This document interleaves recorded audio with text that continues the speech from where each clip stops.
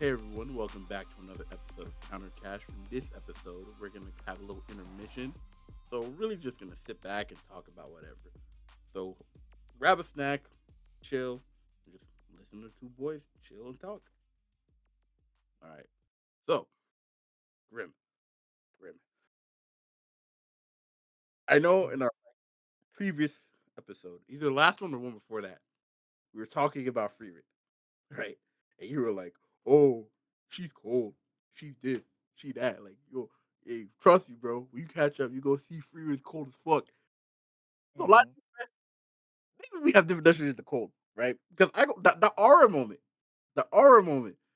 That shit was cold. The whole mhm, time of the wizard exam, that shit was cold. But you had me thinking I was about to see Madara versus Ninja Army cold. Madara's calling up. So do you want to? Do you want them all to use Susanoo? Or what about the second one? She's just chilling most of the show, bruh. Like what? indeed, but it's still cold nonetheless.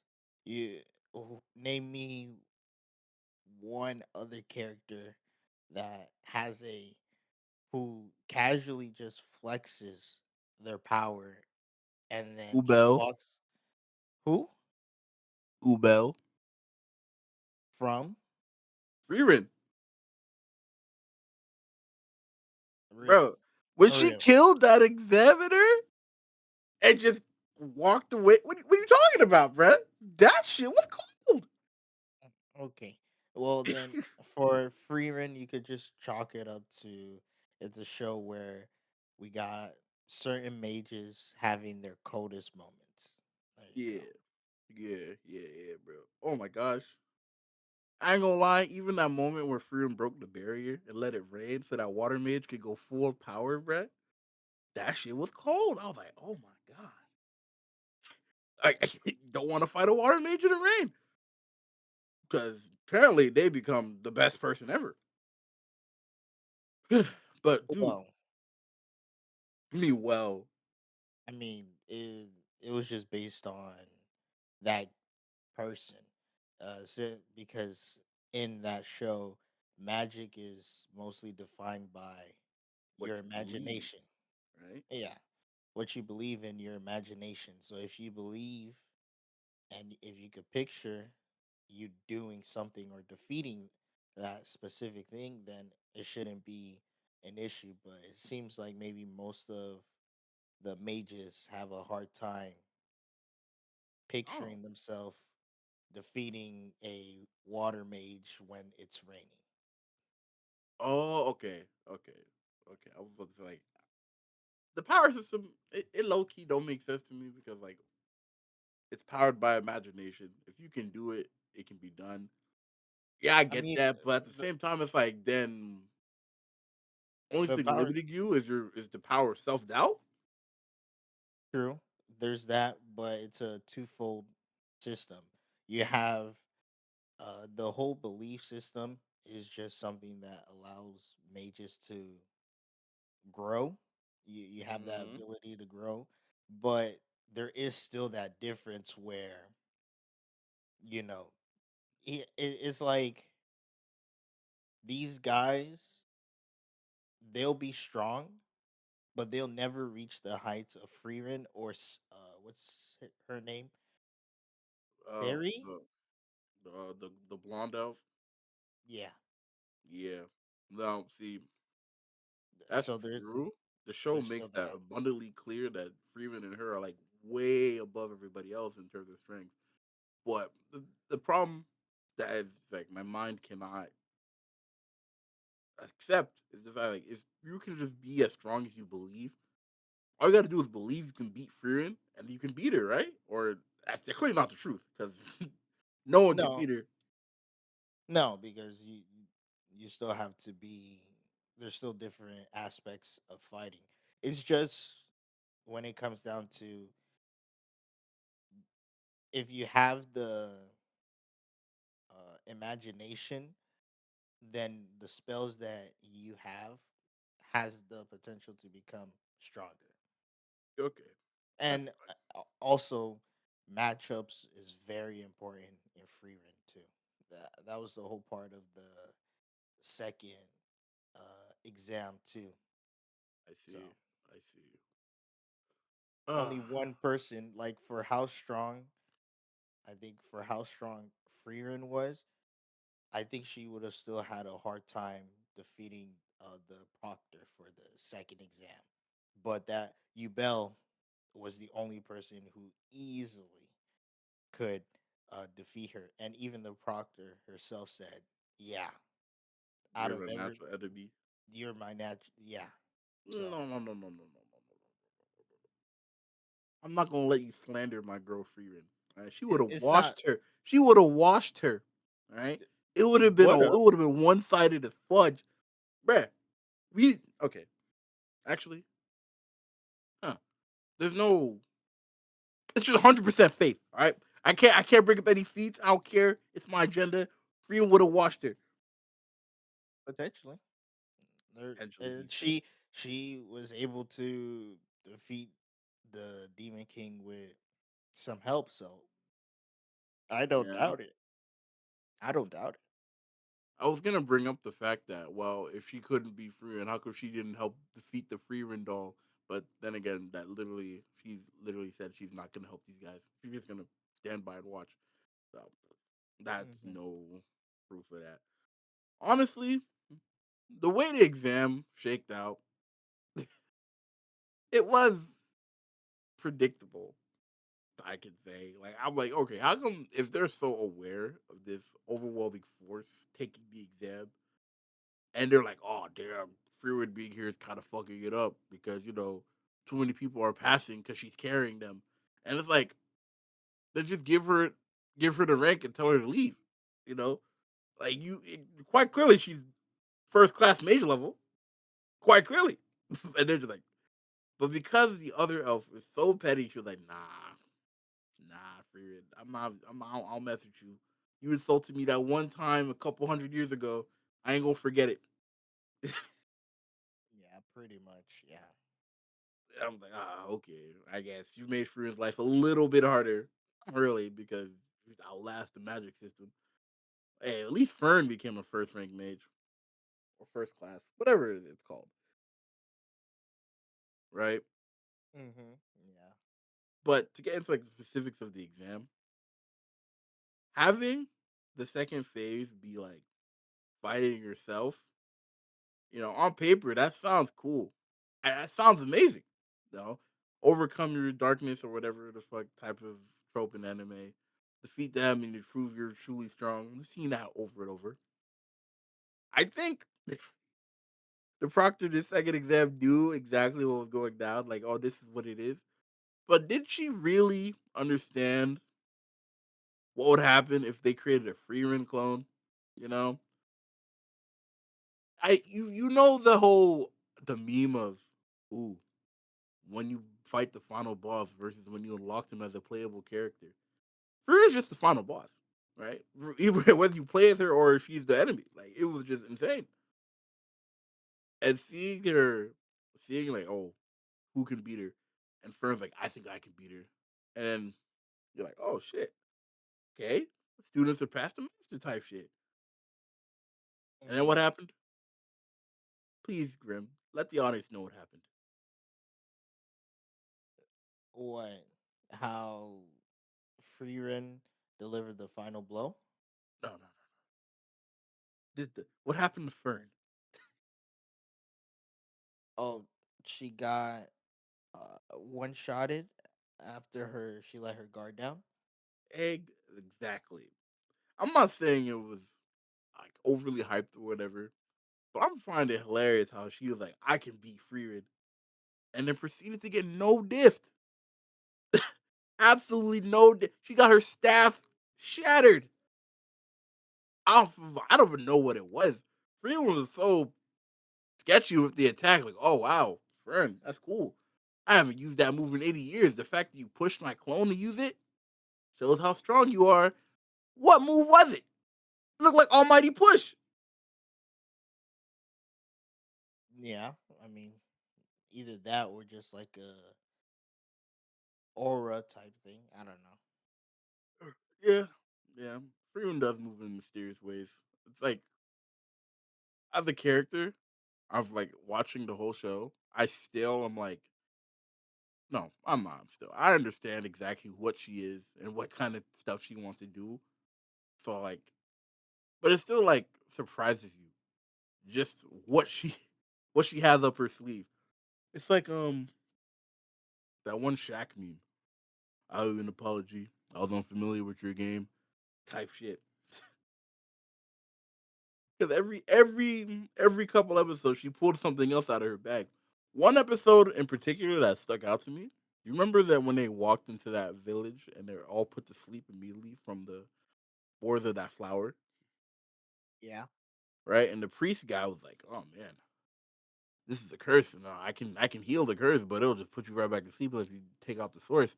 And Free was like, "All right, I'm just gonna fall asleep." And then God's like, "Wait, what? Oh, okay, shit." And Free was like, "Before I fall asleep, though, cast your cleansing whatever the fuck on me, and in that moment, let me know, and I'll take out the monster." And he's like, "You realize you'll be awake for like 5 seconds, right?" She's like, and she's already asleep. He's like, "What? Okay, whatever." Episode goes on. He finds the source. He decides to trust Freer's word, and shit, she didn't even need 5 seconds. Just obliterated it. Yeah. Exactly. Like she woke up, analyzed the situation, and used the correct spell to defeat him. She's like, "Oh," and the guy's like, "How did you know that the weakness was the center spot of the flower?" She's like, I fought him before. I know what I'm dealing with." I was like, "Okay, well, clearly, this is one of those OP characters, you know, like because usually when stories have a character starts from the bottom, sometimes you get a character starts from the top, start from the top, and this is what we got with Frieren. Yeah. Hmm. Man, but I would say another episode that stuck out to me was that episode where Stark is mistaken to be that noble son, and you're just like, why are we doing this? I don't, I don't understand. We're just here. I guess we're supposed to like the deeper message is like grief and loss, but it's a good episode. I just think maybe we could have done without it. Well, I mean, it was an episode. I mean, tells you why they were there. Can you remind me of that? Uh, at that point of time, he, the person asked for that request. Freeman rejected it, said, "No, we're not doing that." And then they reminded her, "Oh, by the way, we have no money." And then the guy was offering, "Oh, I'll pay Right, you." So they stayed there and helped him out for a paycheck. And then right. they went on their way. Yeah, yeah, they did it for a check. Okay. I remember now. Okay. Damn. Honestly, it all just blurred together. Hmm. You Yeah, know? I mean, if there's one thing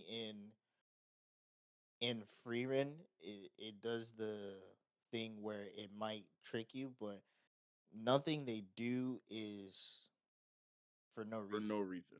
Yeah, And okay. everything has a reason. It's either situational or the environment that causes it, or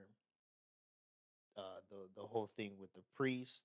That was a thing, and then everything has its reason based on the story wise, and it's just following that per progression. Like for example, the the whole reason they had to take the exam, I think it was like twofold. I think you can't go further north without having a A first class major in your party. first class major in your party, and I think Freeran wanted Vern to get that experience and have that as well. But for the most part, it was like for the main goal of where they were going, they knew they needed that eventually. So they stayed in the uh, city, took the test, and then now they're going. So Yeah. yeah. Do you know that? Hmm. Do you know that guy's name? I'm so bad with names. The is it bearded priest? Who the Denkin? Denkin. No, no. The fourth guy that traveled them for a bit. Which, Oh, funny the enough, I priest. I really thought he was gonna be there for the rest of the show, and then when he just left, I was like, oh, damn, you were a cool personality. Honestly, his little gag of wanting a milf and just rejecting the fuck out of freedom was hilarious. But I was like, damn, bro, you're a man that know what you want. True that, Oh man, that episode where she used her special attack and it was on no effect. I was like, damn. but it was effective on everybody else. Except homie, hey, stay true to the mission. He wanted to find a real one. There you go. You know, in every technical sense of the term, Freeman is exactly what he's looking for. Yeah. But hey, you know, she just looks too young. So, yeah, you're right. Everything has a reason for doing what they do. So, what would you? How's your thoughts on on the main three trio, Stark, Frieren, and Fern? Did you like them? Is there any issues you had with each any of the characters? No, they meshed pretty well. I I like the interactions that each one of them had, um, and you just saw them like grow in a good way until the journey ends. Stark is essentially the mediator between Fern and Frieden, and Frieren is learning from the two of them, and then they're learning from her, all that stuff. So Mm. yeah, it's a pretty interesting uh, Dynamic. dynamic. Yeah, yeah, I would say so. Frieren's like the mother hen looking after two chicks, and they're just going out and learning life experiences. She has she drops wisdom here and there, and other times like you said, they teach her stuff that she didn't even realize. Like the episode where they have traveling with that merchant, and Frieren lost the ring that Himmel gave her, and she was like, she didn't really have any attachments to physical objects, but because she learned what the meaning of the symbol on the ring was, that sort of taught her like, maybe these objects actually have carry more meaning than they're just literal meanings. So she wanted to find the ring, and she had was it her? I think she had that particular specific. No, no, no, it wasn't her.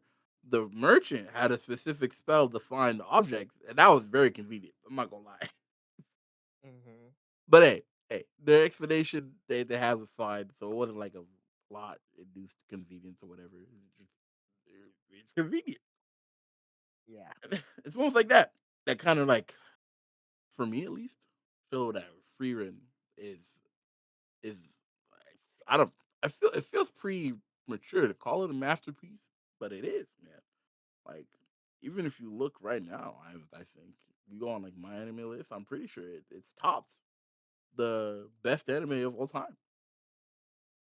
Which is insane, right? Because for years, I mean years, that shit was Fullmetal Alchemist, and anything that passed it, like Attack on Titan or what else, Bleach, or anything that passed it temporarily,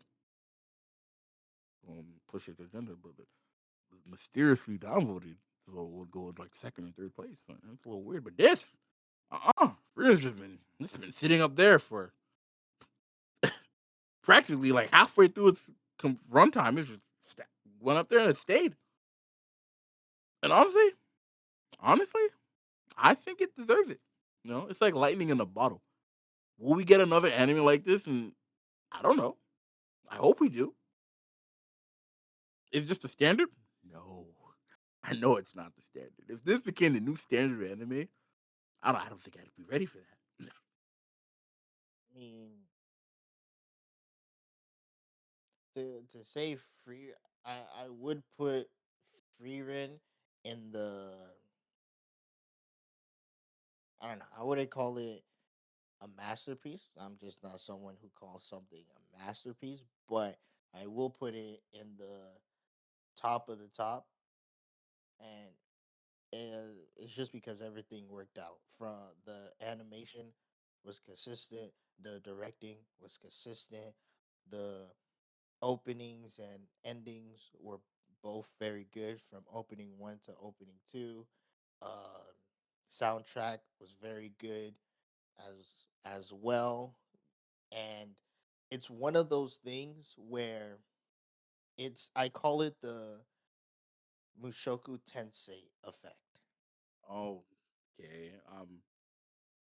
Go on. So the reason why I call it that is when Mushoku Tensei came out. Now it didn't garner what Freeman garnered. Mhm. Uh, Came close, but it didn't garner the attention that Freeman garnered, and there's a reason for that: degeneracy. Okay. Yeah, yeah. Okay, cope. Small thought, you cope. You're huffing that copium, bro. It's not huffing coat. It's the truth. Degeneracy was what held it back. Like Is it let's degeneracy why you're interested in it in the first place? well, no, Okay. the degeneracy is part of it, but I mean, with Mushoku Tensei, there's more to Mushoku Tensei than the degenerate aspects of it. That is very true. Shogun Tensei is really good. So why I call it that is that there are there are many series, either light novels or mangas, that have been um, published. Maybe they're finished. Maybe they're almost finished. And what you see happen is they aren't on the same level as like your JJKs or Demon Slayers, Mm. where before even an anime came out, people were talking about it. And then anime came out, even your Chainsaw Man anime came out, hype bolstered its popularity. That's what we see with JJK, Chainsaw Man, and Demon Slayer. That's what we saw. But even when Mushoku Tensei dropped, I mean, be honest, did you ever hear about that series before? No. No. Wait, no. Me There's neither. like a technicality I could say. Like I heard whenever like, we talk about isekai, like, oh my god, the grandfather of isekai is this or that. That's what they call Mushoku Tensei, but I never looked Yeah. into it. So like you've heard, for at least you've heard some inklings about it. Me, I never heard of it. Mm-hmm. Right? And it's the same thing about Frieren. Oh I yeah. I have You're never not heard, one thing about it before the anime came out. and then anime came out. And then It you see exploded what's into popularity. right. So for me to say that we might not get something like that, it's kind of hard to say because at the end of the day, within the anime uh, backlog, I'm pretty sure there's some pretty good stories. It's just gonna take one story that they take to adapt into a very consistent anime, and you'll probably get either the same reaction or something close to it. Mm, yeah, I can agree with that. So, I mean, like, let's be honest. You say that, when did Mushoku Tensei first aired? Like 2021 or 2022? Has to be 2022. It wasn't the beginning of 2022. Let me see. Shoku Tensei. I think it has to be 2022, and then year later, out comes Frieren. Hmm. So yeah, I think we'll be seeing some more good stuff down the line. Well, I thought Spencer, the fantasy genre is saved. Oh no, Mushoku Tensei started in 2021 January. 2021, so a good 2 years, 2 3 years, yeah. Actually, because that's 3 years. What? That's easily 3 years. Started in January 11th. Frieren came out 2023. Yeah, end of 20. Well, not end. Sort of like August 2023, right? Yeah. Man, So yeah, there you have it. No, I think it's going to there's going to be more series that come out that they may not be as good as Frieren, right? But mm, um as long as a series comes out with a good a director, a good staff with a good schedule and and, consistent animation, and an very interesting good, premise. they'll be fine. Yeah, another one actually. While we're on the topic of fantasy shows, Delicious in Dungeon. Man, oh man, I did not expect that series to be that interesting. Like I know you recommended it, so I checked it out, and for now. I'm caught up to the latest episode that came out as of this recording today. No, not today. Hmm. A couple days ago. And man, man, oh man, what is going on with this series? Right? So you get a series that takes the concept, right? Hunting for your food, your wild game, and puts that in a fantasy setting. And on top of that, in a dungeon fantasy setting. So it's kind of like a video game sort of way. And the way the world works, it's almost insane that you could like not call it a video game adaptation because they act like and sort of move like they're in a video game, bro. You die in the dungeon, your soul is trapped in the dungeon, so you can be revived by any revival mage.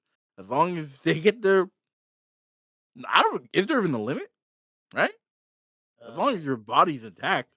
as long as you don't lose, I believe you don't lose too much blood. As long as your body's attacked, don't lose too much blood, and I think a good time period, like it's not you're not dead for a long time. I think you should be fine. I mean, shit. Clearly, as we saw, spoilers. Mm, no, clearly as we saw, it did not matter how long, right? Because when they revived the No, it Fallon, did. No, it did they used because black magic and they still got her. yeah, but nobody's using black magic.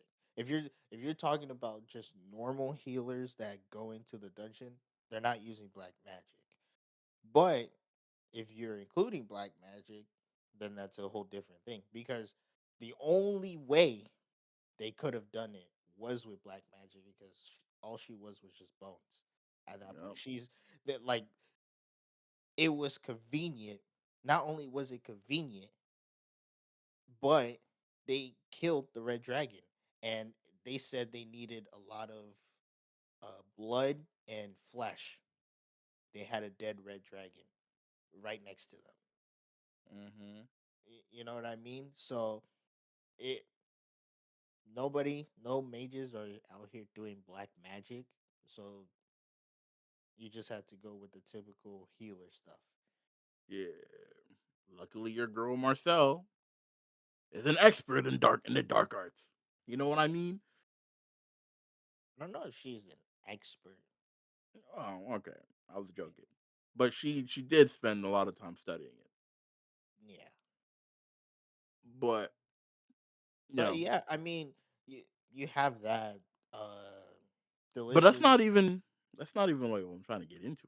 Like I'm trying to just understand the fact that Delicious Dungeon it brings a new side, a new aspect to like fantasy dungeon crawling, right? Eating Honestly, as soon as I saw the motherfuckers eat living armor, I was like, all right, man, what are we doing here?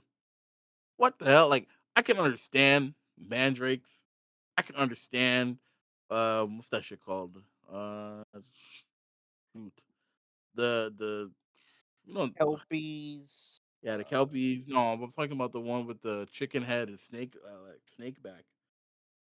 Oh my Oh, gosh. Basilisk. Yeah, eating the basilisk, man. Like, come on, bruh. Come on.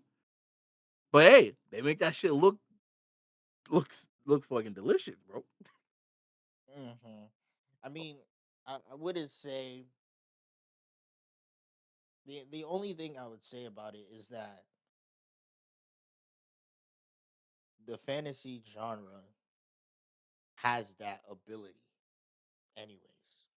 It, that's just what fantasy anime has the ability to do. What I really think makes this series pretty good is just how there's a deeper plot um that you could get invested into, Yeah, and they were as building it up in the background too, which is crazy. as well the character interactions are just pretty good. Yeah. Honestly, I will say when I started Delicious in Dungeon, I was very Marcel's whole thing got really old really fast. You know, eventually, like it got old because she kept complaining about them eating monster meat, and I'm like, we're on episode 5, right? You know what they're about. You know what it is, right? Do you want to starve or not? And she keeps complaining about having to eat monster meat. I'm like, what are we, what are we doing here? Like, do you not understand who you're with? Eventually, she died down, and like she's cool. I like Marcel, but that gag got old real fast to me. And same with Chilchuck, right? He was also the same thing. Man, I can't believe Lyos and what's his name? Lyos and Sentry. Yeah, I can't believe Lyos and Sentry trying to make us eat this, man. Chilchuck, shut the fuck up. All right, you know that shit gonna be good anyway. All right, that's what made it annoying. These niggas would complain and then eat the food happily. Like, what are we on? I don't want to overuse the meme, but shut up and let the man cook. Yeah, but I don't blame them. You are eating monsters, Right so now, look, I'm not mad at them for having their limits because thank God they set that dem human shit. Be mad uncomfortable to see these niggas eat like eat a merman. Like no. We gotta draw the line somewhere. Like I understand we have this whole thing, even in real life, where we have like a weird point where we stop where it's okay. Like oh, you can eat a cow, but a cat? No. You can eat a bird. You can eat a chicken, but you can't eat a parrot. You know what I mean? hmm So having that limit where they clearly draw a line in the sand, we're like, yeah, we're not eating this. That's good because I feel like with Lyos, no, I don't feel like I know with him, he'd be perfectly okay eating human flesh, bro. That man's a weirdo. He is a weirdo. that's what makes them great, I guess. No. Great, great. Now, I mean, he is. I don't know. I don't think this anime would work if anyone else is the main character. He is the perfect main character for this kind of story. And his sister is just weird too, bro. She's just vibing. She with the program. Yeah, that's true, right? As soon as they revived her, she was already like, "Let me try some monster meat." I was like, "Ah, yes, that is uh, that is very interesting." And I love how they brought up the ethical concerns of a lot of the stuff they do because they're like, "Yo, is it okay to eat something that ate us?" Because Yes. that's very sketch. Yes, I mean that is, but then think about it. That dragon turned Fallon into nutrients, so that nutrients is spreading through their body. So in some convoluted way, shape, or form, that motherfucker ate Fallon. So be it. So, it's okay, buddy. So be it. Yeah, clearly we know what camp you side with, but hey, but that's all you. Yeah, you know. But those three animes, like fantasy anime, it's been pretty good. It's been pretty good. You know, even though I did say I think I said it on one other episode where like isekai is a little oversaturated, a little is a strong word, but bringing back the whole natural fantasy vibe has done a lot of good. Yeah, I would I would agree with that. I mean, I guess maybe why they don't do it as often is it's not as easy creating a fantasy world. I And mean, I mean,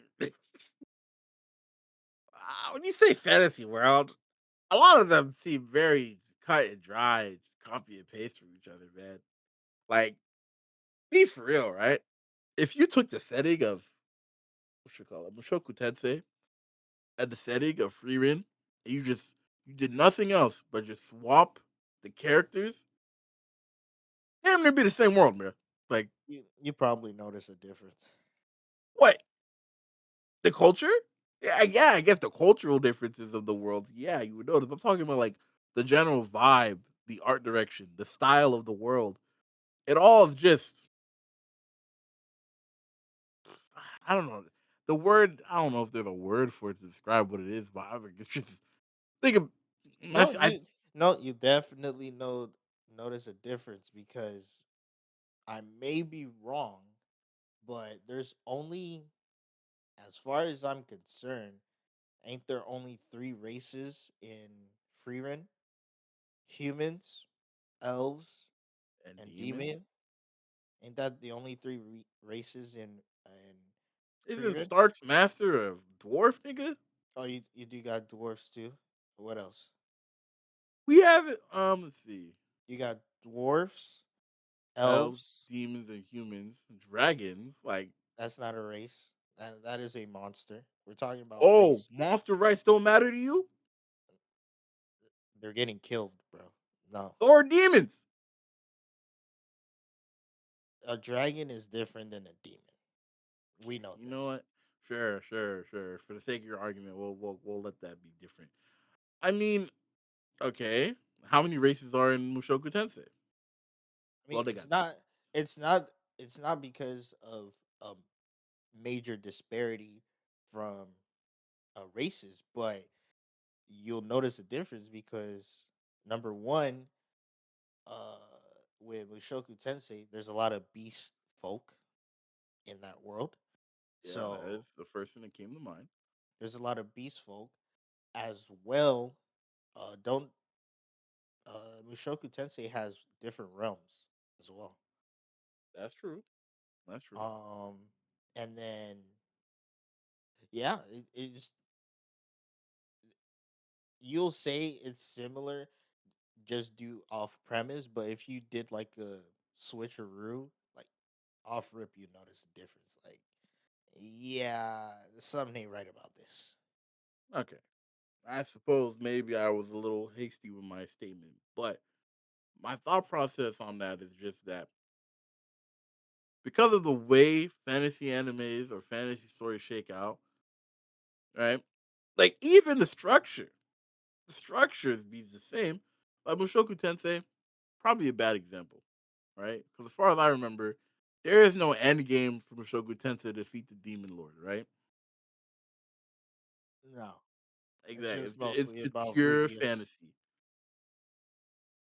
However, Mushoku Tensei, no, Mushoku. However, Frieren, it is exactly that.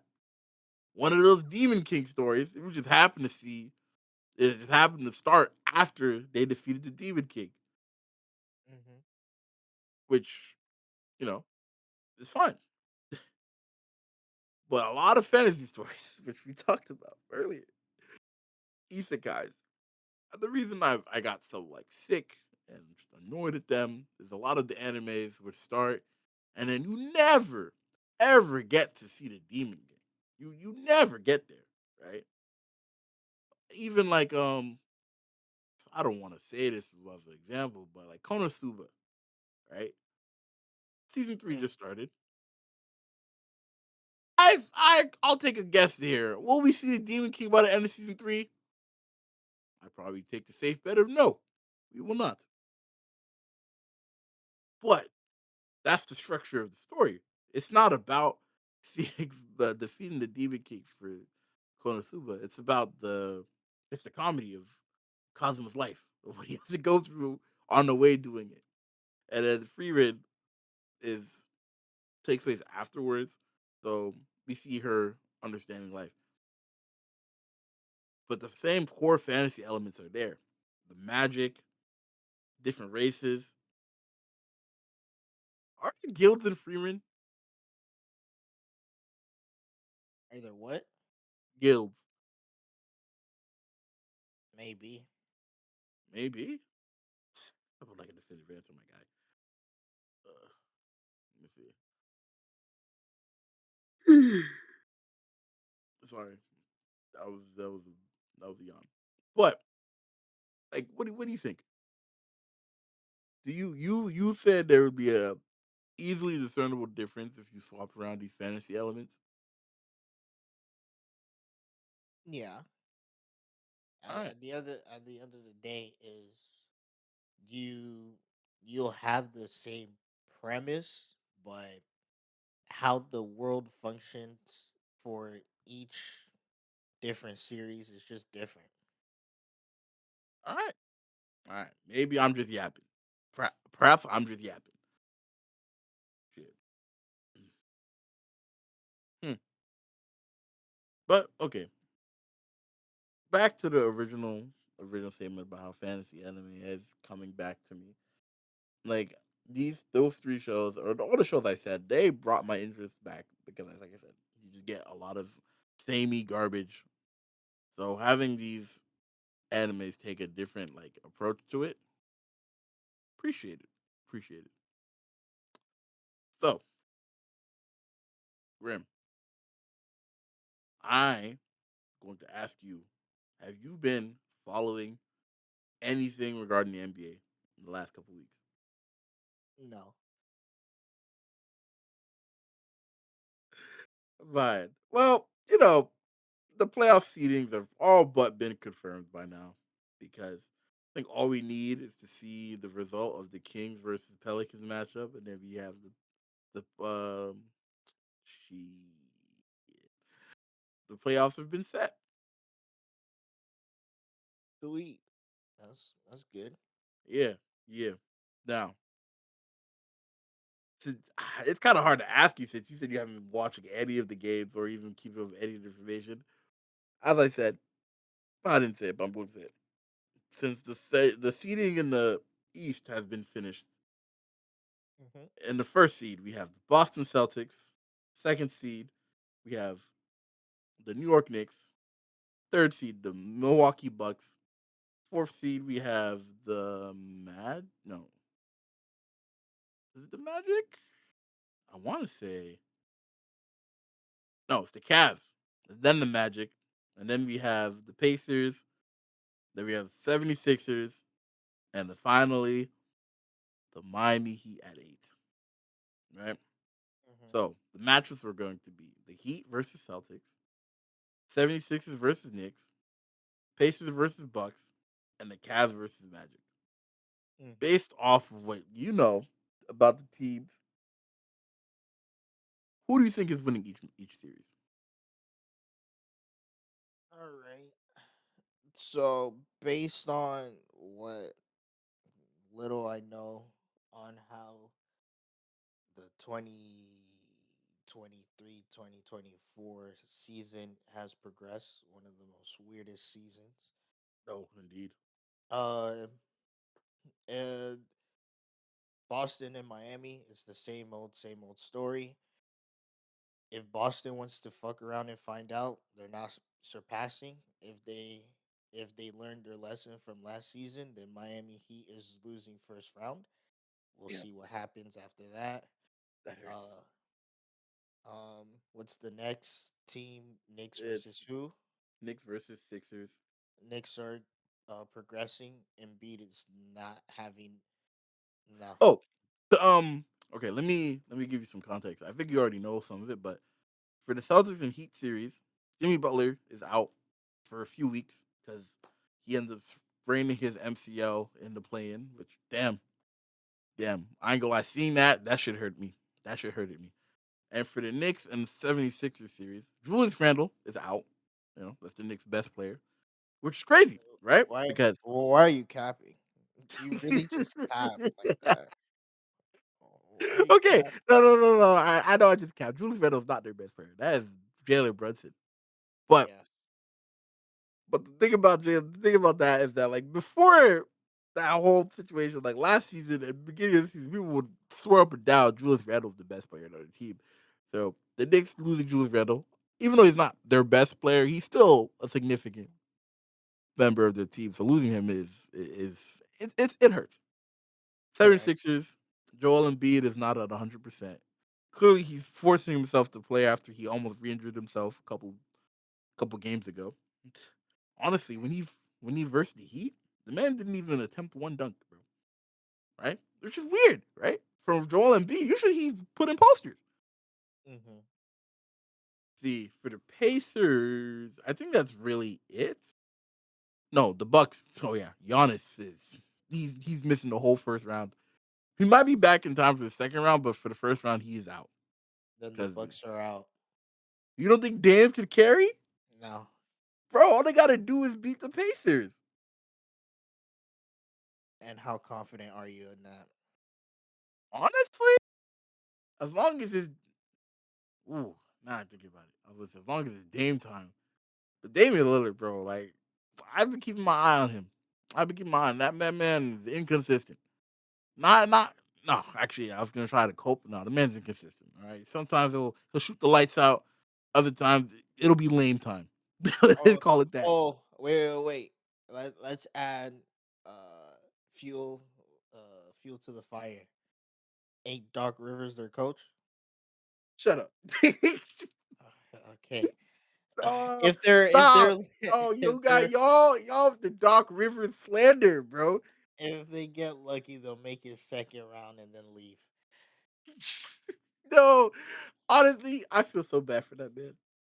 I feel like Doc Rivers is the most unluckiest person in the NBA association because he just be brought to awful situations and then he gets all the slander. The 76ers, bro, that was not him. That was because Joel Embiid and James Harden vanished in the playoffs, bro. They disappear like Aang did Aang did in Avatar. Just gone, out of trace. And then it's like, oh, but it's Doc Rivers. I know you seen the RDC skit, bro. He said superstars come play for me and they forgot to play basketball. It should be superstars come play for me and I forget how to coach. But I digress. You can't coach playoff Harden. That man okay. You know what? What's the next bracket? It's Cavs versus Magic. That is gonna be a good series. It's anybody's game.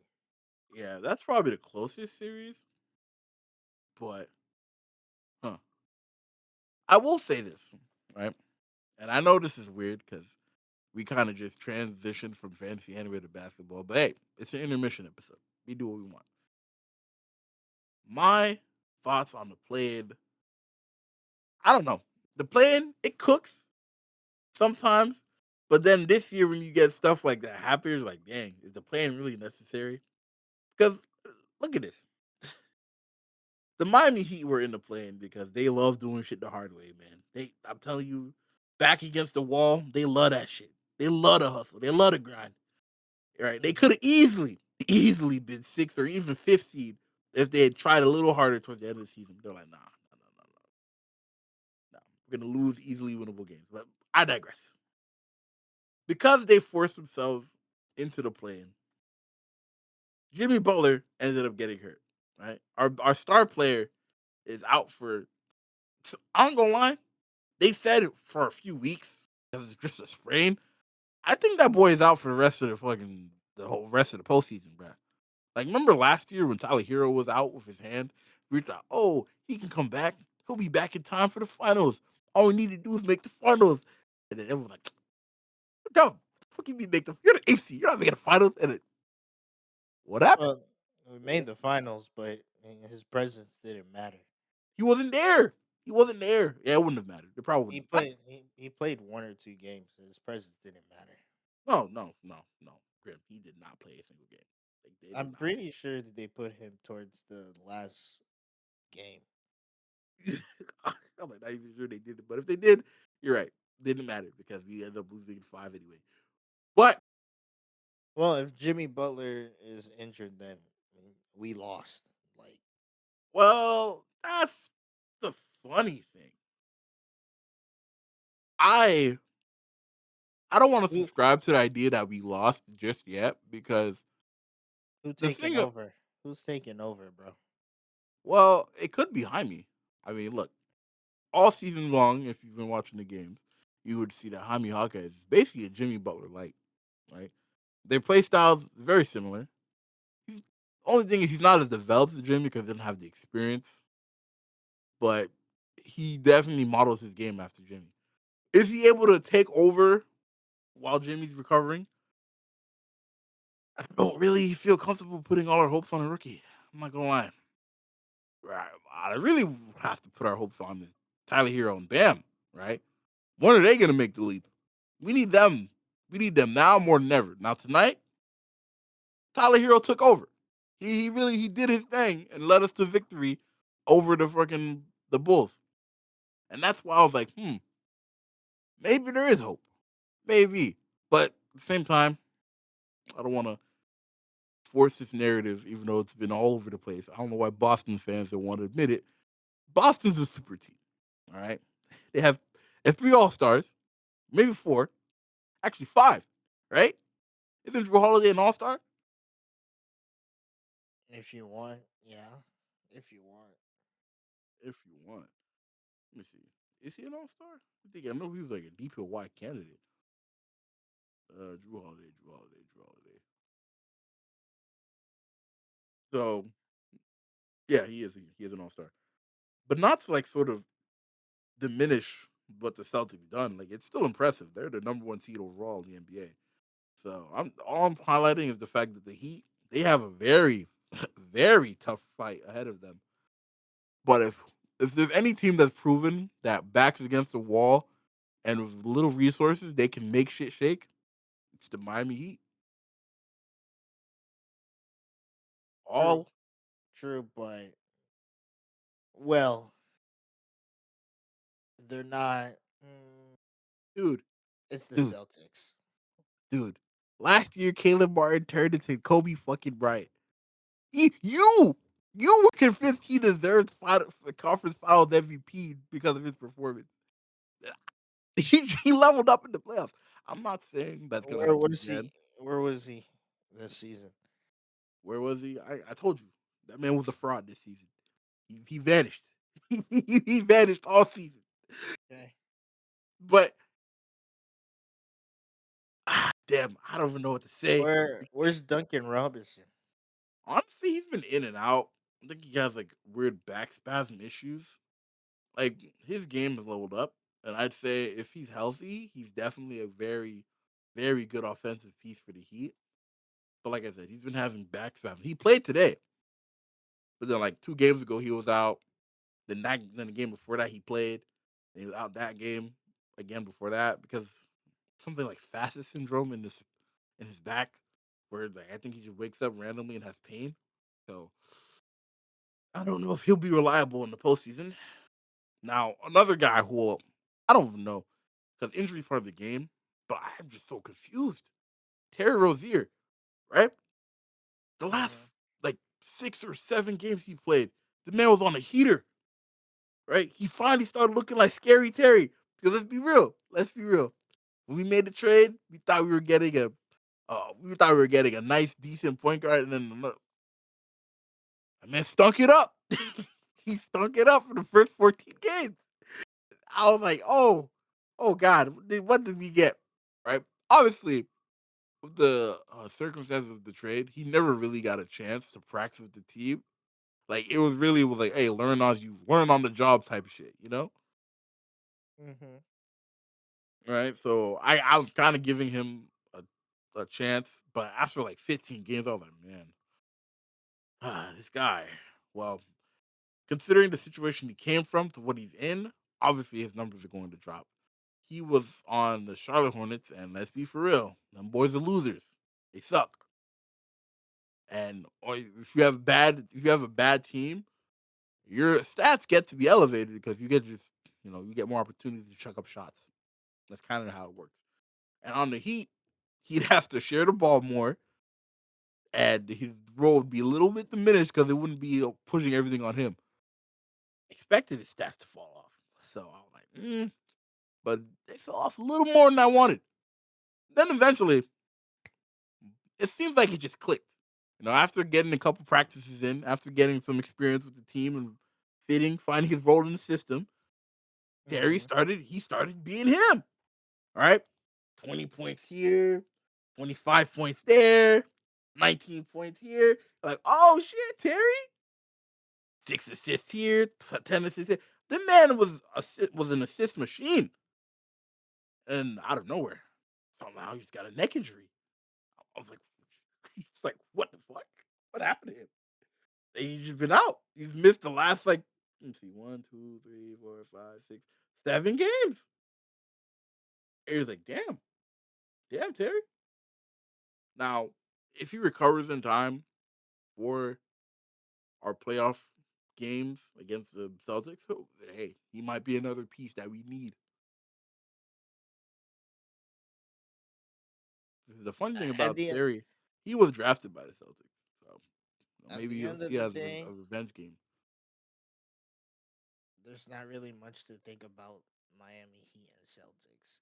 It is a pretty simple cut and dry. We know how Celtics are. Hmm. They like to let the gas go. They They they they frequently love to let it go. They're like, they yeah, play we down. we do Yeah, good, but just chill. Because of that, it gets them in trouble. Now, do the Heat have Butler? Not not really. He are suffering through injuries. At the end of the day, if the Heat can play very good defense, convert, and get good rebounds and good possessions, game take it a 7 and potentially move to the second round. But if they let if the Celtics are not going to make the same mistake and Tatum is on fire and Brown is on fire, then and S- Porzingis is on fire. Celtics are going in 4 or 5. Yeah, yeah. I I mean, can't. look at I the mean, numbers. Did we even beat them once in regular season? no, they swept us in the regular season. Okay, that should tell you all you need to know. Does Yes, it though? yes, the Miami Heat are. I mean, hello. Last season, it told you all you need to know when the Heat did not win once against the Nuggets, We what? Dude, we took them to 5. and we did not win once in the regular season against the Nuggets. Oh, this season? Even Oh, this oh, season, I'm oh, talking last about. season. Yes, Yeah. you kind of knew the trajectory. Like if it was the regular season can kind of give you a good idea if a team has 4 games against each other, like you got, damn, they got swept throughout all 4 games. Yeah, we know they're a different playoff, but mm, like it's like saying, are we expecting Miami Heat to be different without Jimmy? Like what? Let's be real here. Mhm. Let's be real here. Is Miami good? Yes, they're good. Uh, what is a Miami Heat without Jimmy good against? Cavs, I believe it. 76ers, I believe it. Magic, Honestly, I believe it. that 76ers game really brought that shit to my front of my mind, bro. Because we that was an easily winnable game. Easily winnable. However, Caleb and Tyler both sold. And that two people selling, that shit's not good. They sold us with crucial turnovers. And it's just like, damn. Also, Nicholas Batum decided to have a fucking god game. Like the man, 20 points, dude. He doesn't. He spends averaging like 2.7, and he scores 20. But it happens. It happens. Any player can pop off in any night, bro. Like, what's that man's name? And you're in the playoffs. It's it's more likely to happen in the playoffs too. Exactly, because I everyone turns mean, it up. you're like last season, we should have we should have what was it? Swept the Celtics, but they Yeah, won because of a game winner. that was no, that was game 6. I remember. I had nightmares. Was it game 6? Yeah, honestly, that kind of thing right there is really funny to me because everyone forgets about the luck. So yeah, the picture was we got them up 3-0. And then they won game 4 legitimately. I can't say anything. The Heat sold. The Celtics played well. Game 5, they Celtics played very well. And then game 6, it came down to the last possession, and the Derek White had the craziest tip in ever and won them the It, game. You're just like, what? uh, What? it was funny because then they were no shows in game 7, but I know, but then you'll hear a Celtics fan be like, "Ooh, Tatum didn't injure himself in the first play of the game. Celtics would have shut up. Y'all were down 3-0. Jimmy was on one ankle the whole game, the whole series. I don't want to hear and it." now we got no Jimmy. Yeah. Now they're gonna be vicious now. So There. Oh yeah, yeah. I wanted to bring up Malachi Flynn. Do you even know who that is? no, who's that? A no name on the. Okay, I can't say no name 'cause that's disrespectful. You're an NBA player. You deserve respect. But he's like a bench writer on the fucking Pistons, bro. Nigga had a 50-point game. Recently, he just had a 50-point game. People are like, that's the most fraudulent 50-point game in recent memory. And it's like, that's proof. Anyone can do it, bro. You get the opportunity, you get hot, anyone can go crazy. Sometimes those shots just be going down. Exactly. Like shit. It feels like you just can't miss. Did they lose even though he had that 50-point game? No, I'm pretty sure they won that. Like if one of your players has a 50-point game and you lose, it was against the Hawks. Let me see. Pistons versus the Hawks. I can't say that because then we literally saw 2 times this season where niggas had 60 points and lost. And lost, yeah. Wait, was it 3? I think it was 3. It was Jalen Brunson, Devin Booker, and Cat Carl Anthony Towns. Yo, Oh yeah, I remember that Timberwolves game. He got benched. which was a dumb decision by the coach. I'm not gonna lie to you, bro. Like the man's hot, and you bench him, crazy. But oh well, that's the game. Let's see, Pistons versus Hawks. No, no, oh my gosh, he was a despite the loss man. He had 50 points, and the Pistons lost. Ah, That's it. yeah, it's the Pistons. How how did he have 50 points and y'all lost? I think Cade was out. It's the That's probably Pistons, why bro. he had 50 because Cade Cunningham was It's the out. Pistons. Poor Pistons, bro. This season, nightmares, Honestly, shivers, bro. If I was a player in the Pistons, I'm just glad the season's over, bro. And no, I'm not. I wouldn't be because like this is crazy. This is actually crazy. They did all of this, right?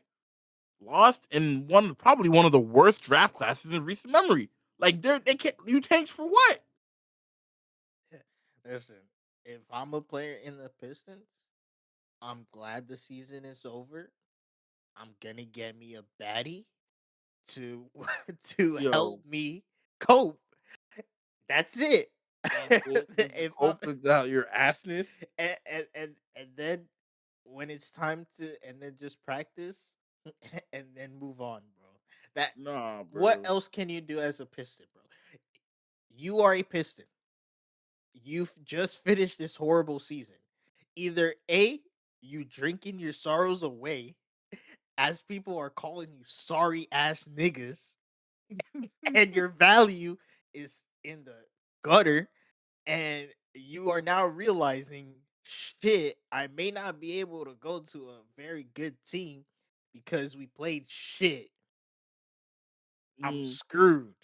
no, Either no. either you're doing that, or you gonna get you some bad bitches, probably fuck a few because you're an NBA player, and then get ready for the next season and improve your game. Mm, It's one or the other. perhaps, perhaps. Me, I'm taking the bad Or, bitches route. or you're requesting a trade in the off season, but Who taking you? Who taking? Go ahead. whoa, whoa, whoa, whoa, whoa, whoa! GM play. You're Go telling me ahead. Cade Cunningham would have no value on the market, bro? No, Cade no, Cunningham's actually good. He's just no. surrounded by ass. I'm sorry, This but dude, no. look, Cade The averages only way, the 25 and only 6. way, the only way I would ever put value on Cade Cunningham is if the Pistons aren't the Pistons did worse than the Wizards, right? Let me see. I'm 90% sure they did, but I can't. I want to spread misinformation now. Pistons uh, standings. Yes, yes, they did. They're one game worse, but they did do worse. What seeding is the Brooklyn Nets? 11 If the Pistons were 11th, then Cade Cunningham would have value to me.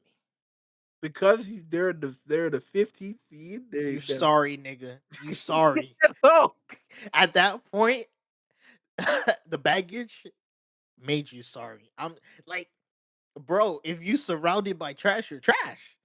no, yo, that's not true, bro. No, like I at mean, that at look, okay, look, okay, look, okay, look, okay, no, no, okay. no, no, no, no, no, look. Hear me out. If I'm you listening. surrounded by trash, but yet you still manage to at least get close to the playoffs, or even you're in the play-ins, or even you made it to the playoff, you have value. That That at that oh, point, you surrounded by trash, but they have nothing against your greatness. But if counterpoint, you go ahead. counterpoint. Victor Wembanyama. Yeah, yeah. You're telling me if you're a GM, if you're the GM right now of the Miami Heat, and the Spurs are like some crazy Uh, mental problems going on with the GM, they're like, yo, how much would you want Victor Wembanyama for? You not taking that deal? I'm standing on business. I ain't taking that deal. What? I ain't taking that deal. I'm sorry. There's no way. Victor Wembanyama is like literally one of the best players you see. I ain't gonna lie. I was a hater, but even I've turned around and like, yo, that guy's actually nice for real, bro. He nice for real. Okay, hold on, hold on. What seed were the Spurs at? 13th? Mm, mm, No, my bad, 14th. This because even worse. I can't, bro. He's a rookie. I can't. Yeah, but he's also average. Let me see. What is the averages, bro? I'm sorry, I can't. This man would pass on Victor Wembanyama because he drafted onto a bad team. He's a rookie averaging 21, 10, and 4. You're passing up on that? Yes, I am. 7, 4? The I man am. can stand and dunk. I know, and I'm passing up on that. I just have to stand on business. Yeah, okay. But standing on business is actually wild as fuck. That's wild. Woo. But counterpoint, Cade ain't no victor, is he? Well, no, but he's still a Okay, decent point guard. okay. So my statement still stands. There He's you a go. decent point guard. Like I would probably Be honest. Be honest. You're the Miami Heat. You are a GM for the Miami Heat. Who you trading? Go ahead. Tell me, who are you trading for trading? Cade Cunningham, bro. Go ahead, tell me. Shit. I'm sorry. This is crazy for me, but hey, if I could get Caleb Martin the fuck up out of here, yo, I'm sorry. I told you, he's been a fraud. He's been a fraud. But I'm all So right. All right. Hold on. so Hold on. basically, Let me so hold on. pull the roster. Let me Listen, pull the roster. listen how crazy that trade is. You didn't even give the Pistons a star.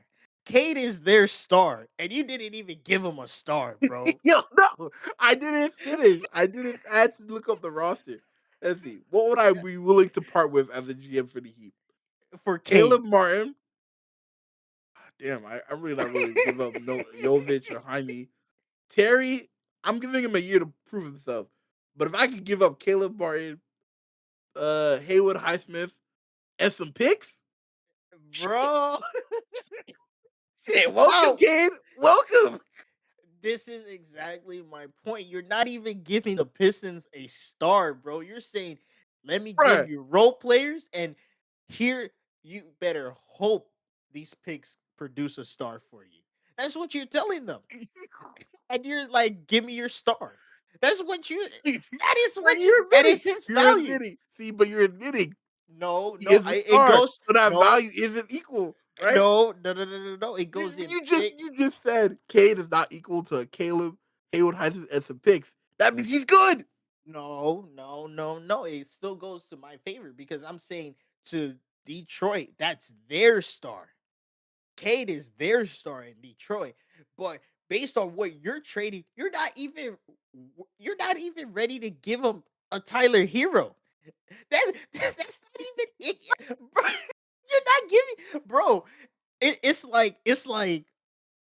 like you take what's his name? Tyrese Hollenberg, Halliburton. and you say, "I'm gonna give you Caleb Martin for." You're spitting on that nigga's name, bro. And you know you wouldn't do it. At that point, you would give Tyler Hero for it, Tyrese. You would give and some picks. That's what you call a star. That's a Okay, star. But okay. look at what you're doing with Cade, my nigga. Caleb, uh, No, another no name and some picks. Come on, bro. Like, okay, but look. In this scenario, I'm a GM, so I'm trying to wax them and get as much like, value for and me. and and not only that, and here's another reason why it's bad. Let's say you the GM for the Heat, and Mhm. Victor is on the table. Who you trading? Oh Based on shit! what you no, wait, based on what you see, because you believe he has that potential, he's just surrounded by trash. Who who are you trading to? Who are you trading? Goodbye, Tyler. Goodbye, Jovic, and goodbye, Jaime. Y'all can go. Hello, Victor, bro. They You're can have trading those three. you're trading Hami? Ham really? Yes, for That Victor Wembanyama. that's Shit, I'll even throw in Kevin Love. okay, fine. Look, Hami okay. is crazy. Hami is crazy. I wouldn't do it. How is Jaime crazy? Okay, that is crazy because I'm trading with our future for That's one crazy. piece of the future. Okay, fine, fine. Realistically, probably gonna give up Tyler, Duncan Robinson. That's two good shooters, but I like Yeah, you know it's funny. the reason I would give them We're Jovic because they need size in the return. we are nobody is touching Bam for us. Yeah, no, Nobody's touching. Bam and Jimmy are untouchables. Like the only way Bam and Jimmy are leaving the Heat is if they personally request it. There you go. But even then, even then, right? Brian might even just do the same shit that the Blazers did, which oh no, no, I Play don't want to. games, and just play games and shit like that. I Yeah, don't even want I'm to. I don't telling want to you, bring it bro. up. Listen, Look, Cade was a number Cade, one overall pick. and Okay, that's fine. That's perfectly fine. But he's surrounded by trash, therefore he's trash now. I'm sorry, bro. Uh, well, that's kind of Listen, how it always works, though, right? Like no, people, I've seen over the course of the season, people were like, "Oh my god." Why are the Spurs so bad? They're really ruining Wembanyama's development. I'm like, what the hell? You think the team with the number one overall pick is going to be good? The like there's almost never been a time where they got the pick and it suddenly became contenders, right? I think the last time that happened was like LeBron. I'm pretty sure. Like, other than that, Maybe, other than that, maybe. like who else? Like the Cavs, they got Kyrie Irving, and then they got two number one picks in a row. Uh, one of them was fucking garbage. I'm sorry, bro. He was a bust, and that just didn't work for them. They didn't become contenders until LeBron came back, right? Right? Uh huh. Who But else? that's just how it was. At the end of the day, if Cade wants to win, he needs to say goodbye to Detroit. Unless Detroit all of a sudden becomes the most competent team next season, Not goodbye. gonna happen. I mean, Eh, maybe. There. Maybe. I don't. I can't even say maybe. Cause I told you this draft class is dog shit. Right? It's not okay. Dog shit is crazy. They're all perfect. They're all good, but no one. There's no star hidden there's no diamond in the rough here, bro. There's literally just a bunch of coal. You're like, damn. All right, this guy could be good. This guy could be good. Like Bronny James. I'm sorry, bro. Oh If your yeah. name wasn't LeBron, you'd be a nobody. No one would even look your way. Right? I'm not sound like a hater. Not sound like a hater. Like you would smoke most people in basketball. But dude, that shit is That's crazy. right. He did submit to go to the draft. Right? Poor And I guy. never know what team's gonna pick him. Right? I know LeBron's like, oh, any team that picks my son, I'm gonna join them because I'm a free agent next season. But I'm like, you know, that just doesn't seem right. Now, funnily enough, I'm not a good GM, so I'm not gonna claim that this would be good. But the Miami Heat, there are two things they need. They need some size, and I don't want to They say a just need good point guard. some size. That's it. Yeah, Terry was kind of the upgrade we needed for the point guard position, but yeah, we need some size. And Bronny would not bring size. Obviously, that means like 6'2", 6'1". No, he's 6'3". But it would be And we funny just if need the a Heat drafted Bronny and LeBron joined us for his last season. and we just need another superstar. Another superstar. Yeah, I'm sure every team would want another superstar on their roster, bro. Listen, how many more years do I need, Bam? Do I need to wait for Bam to step up to the next level, bro? I'm with you on that, bro. Like How Bam, many? honestly, I'm not saying Bam's overrated because he's our guy. Bam is that nigga. But man, you watch him play, he's elite. Elite defensively. Offensively, he's okay. Like he'll hit a few middies. Now he's been incorporating threes into his game, which has been really good for the Heat offense because now people having to guard Bam at the 3-point line is insane. But Yeah, but actually, and then and then I gonna lie, that might be it. That might be what pushes Bam into the superstar status. Him starting to shoot more threes. We'll see. It's just it doesn't feel like he's done anything, right? But like, look at how much value Bam has around the league, right? If the Heat wanted to trade Bam, they could probably get a superstar back for him, which is insane. And the know man, what's crazy? Do you what, know what's crazy? what? What's his face? The player that we had on the Heat last season that went to the Cavs. Max Struess. How he said you slandered that nigga's name. Yeah, he's in a higher standing than us, my nigga. That's not because of him, though. That's not because of him. Really? All right. Hey, Really? look at you. All right, bro. Gabe Vincent, where he at? He in the same Exactly. position as us. What? Exactly. The eighth. Well, no, he's the seventh seed. But Yeah. Max Struess, hey, I don't really hate you, my guy. I only hated you because you left us. But hey, you chased your bag and it worked out for you. More power to you, bro. More power to you. And like this season, he broke a record. No, he set the second record for longest longest shot. Man, like that shit was crazy. The man's averaging 10. He's averaging 10, 3, and 2. Right. That's Good stuff. that's good stuff. Was he undrafted? I don't know. I remember.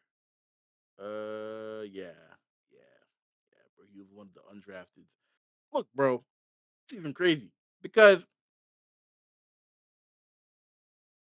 we gave him the notoriety. I can't be that crazy, bro. Because that sounds wild as fuck. These niggas, they put in the work and they got their recognition. I'm just saying that playoff run really put these niggas on the map. It That's all did. I'm gonna say. Ugh. Like, what's his name? Game Vincent, bro. Honestly, I can't even about to say this, but I think Game Vincent pulled off the greatest heist. You know what I mean, bro? Now all he has to do is just win a ring. With the Lakers. Yeah, that's all the Lakers have to do now. Win a ring, and he truly pulled off the greatest heist.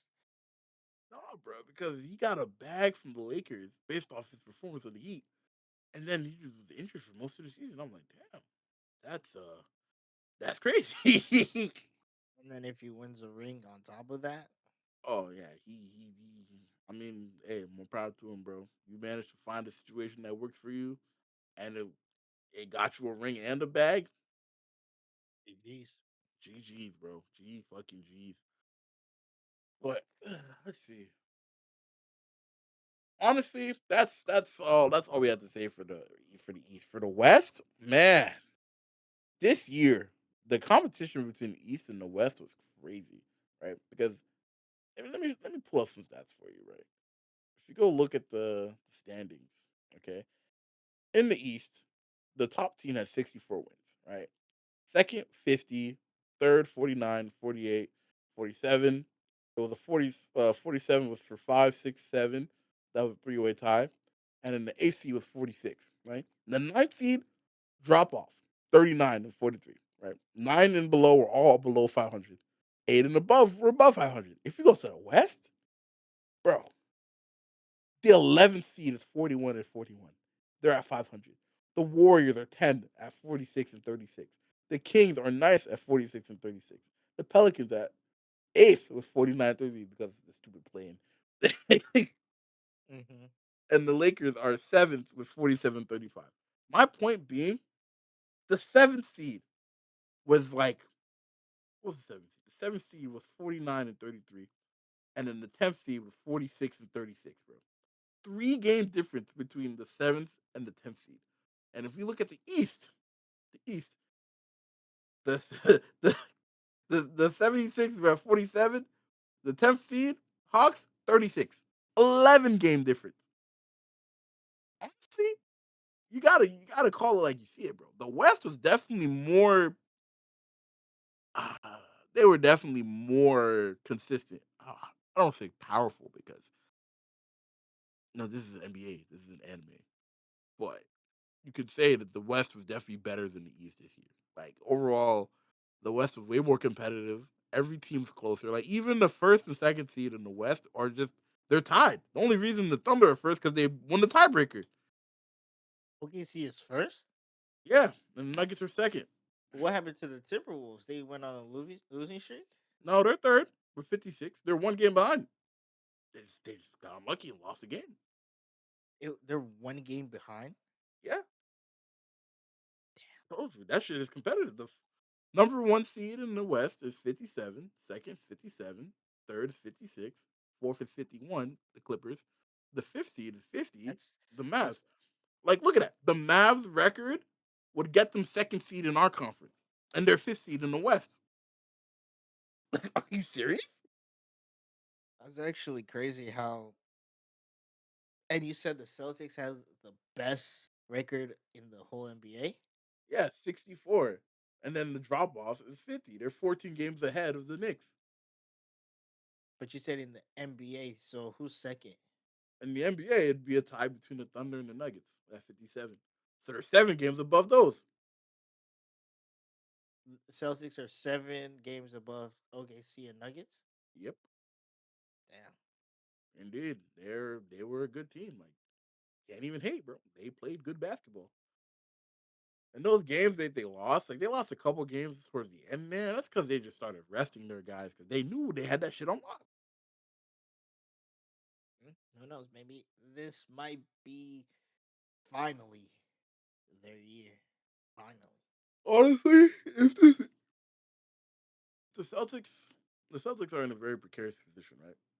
This is their best chance to win a ring. In the last 5 years, sorry, what's the word I hiccuped. In the last 5 years, this was their best chance. And if they don't make a shake this year, break up the Jays, man.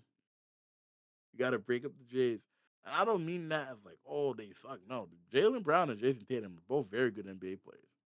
You know, it's just I don't know how the Celtics are putting themselves in a very very bad position because their money. Like how I don't know how they're gonna be able to pay both of them, bro. They're both about to make 300 mil. Well, we'll just have to see in there. But Yeah, true. playoffs, they're bound to be interesting. For the East, not so much. The only interesting game is really gonna go down to Cavaliers and Magic. Magic. Everything else, you can predict it, Well, and the Knicks. I think the Knicks are probably going to lose to the Sixers, right? they're probably not. No, no, no, no, no, no, no, no, right? The Sixers were on pace to probably to be the second seed, and you know what happened? Joel Embiid got injured. Joel Embiid came back, and he dragged them boys back into the playoff contention, right? So that's my thought process. I mean, they're only 3 games away, right? Like the competitiveness is there in the East, but it's just because the Celtics are so far ahead of everyone, it looks so lopsided. But look, the second seeded Knicks, they're only 4 games above the Heat. Hmm, It's insane. Huh. Just, Oh, just different. It's just a different type of game in the East. Overall, yeah, honestly. But that's enough of that basketball talk.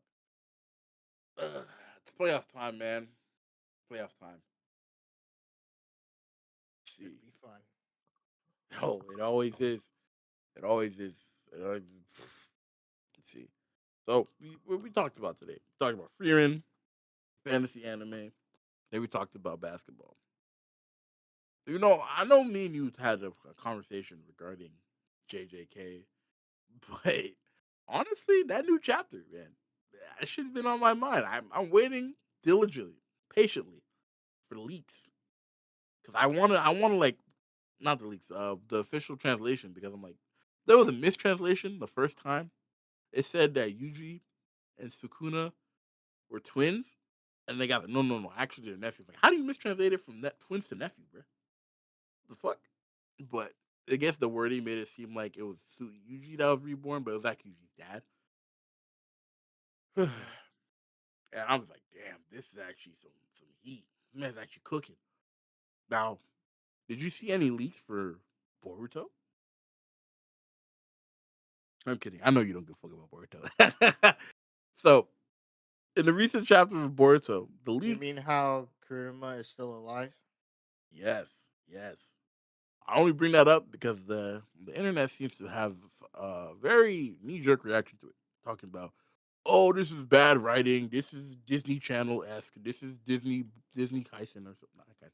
This is Disney Toe or some shit because Kurma's supposed to die. Y'all always bring back dead people. But I'm like, this is I weeding out the people that really read or watched Naruto because they said that when Teletubbies died, they just reformed, right? true. I mean, True, they're just but pure chocolate. it doesn't explain the only weird thing is why is it in her? It's not in Himawari, is it? It is. I thought it was like a tailed beast plane. But No, from what it looked like it was the same space of the fucking Jinjuriki. Like I, I don't know. The latest chapter didn't have time to fucking explain it. It was oh, we were looking for Naruto Uzumaki, so we were following the Nine Tails, and it's within you. Huh? No, that's well, impossible. You're lying.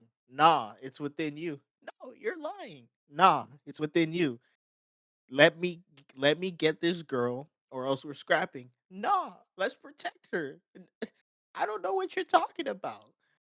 well, I And mean, then the final few pages, yo, you know who I am? Gasp. you're him.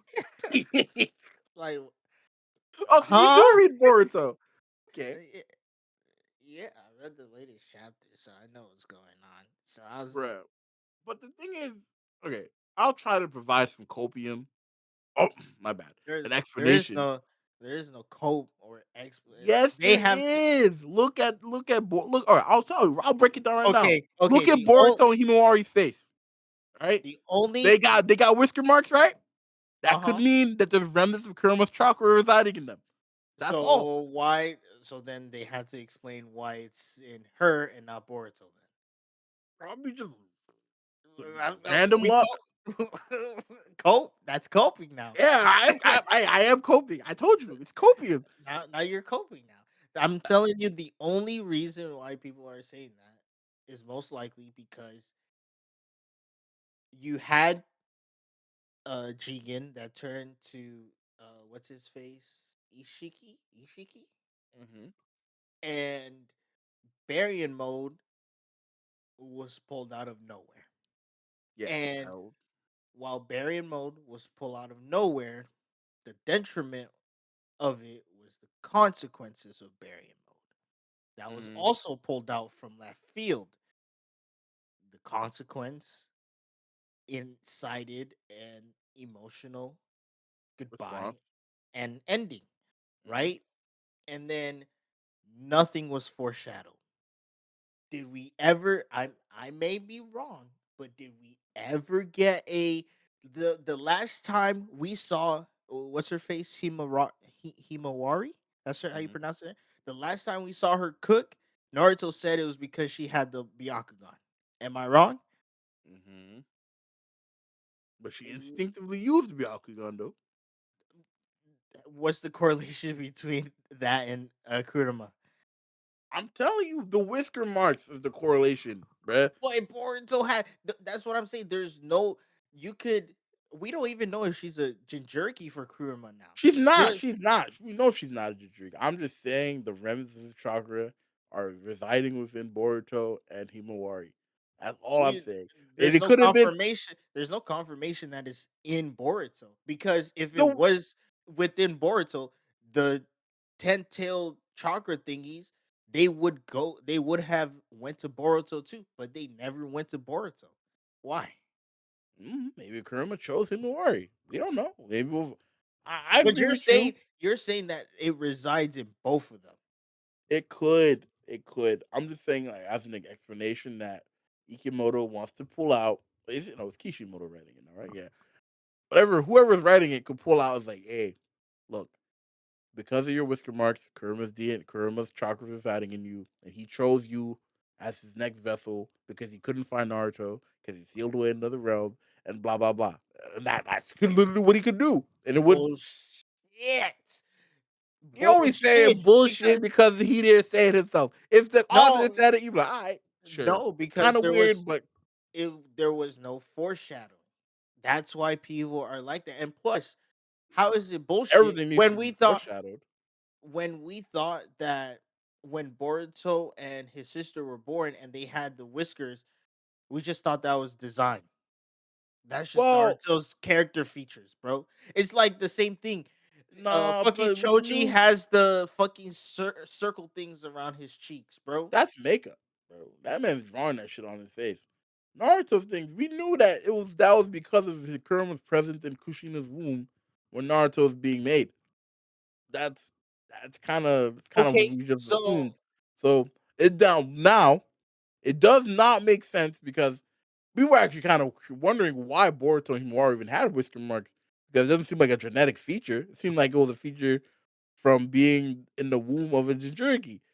But Himawari and Boruto were not in the womb of Jinchuriki. They were created from Naruto, of course, but does that mean that Kurama's presence just altered their DNA?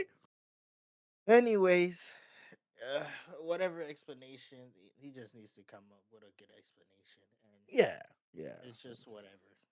I mean, he's people like we said, people are already calling bullshit on the fact that Kermit came back, even though it's been foreshadowed. Based when Kushina was first fighting, saying, "Oh, I'll delay the regeneration of the tailed beast by killing myself." Mm. Ah, but hey, that's kind of is what it is. As for other leaks or chapters, I mean, One Piece is about to be back from its 3 week break, and from the leaks I heard, they're cooking something up. Still not revealing what Vegapunk's message is, but damn, shit's crazy. Shit's crazy. What else? What else? What else? Um, oh, let me ask you this: what are you watching this season? You have any shows you picked up?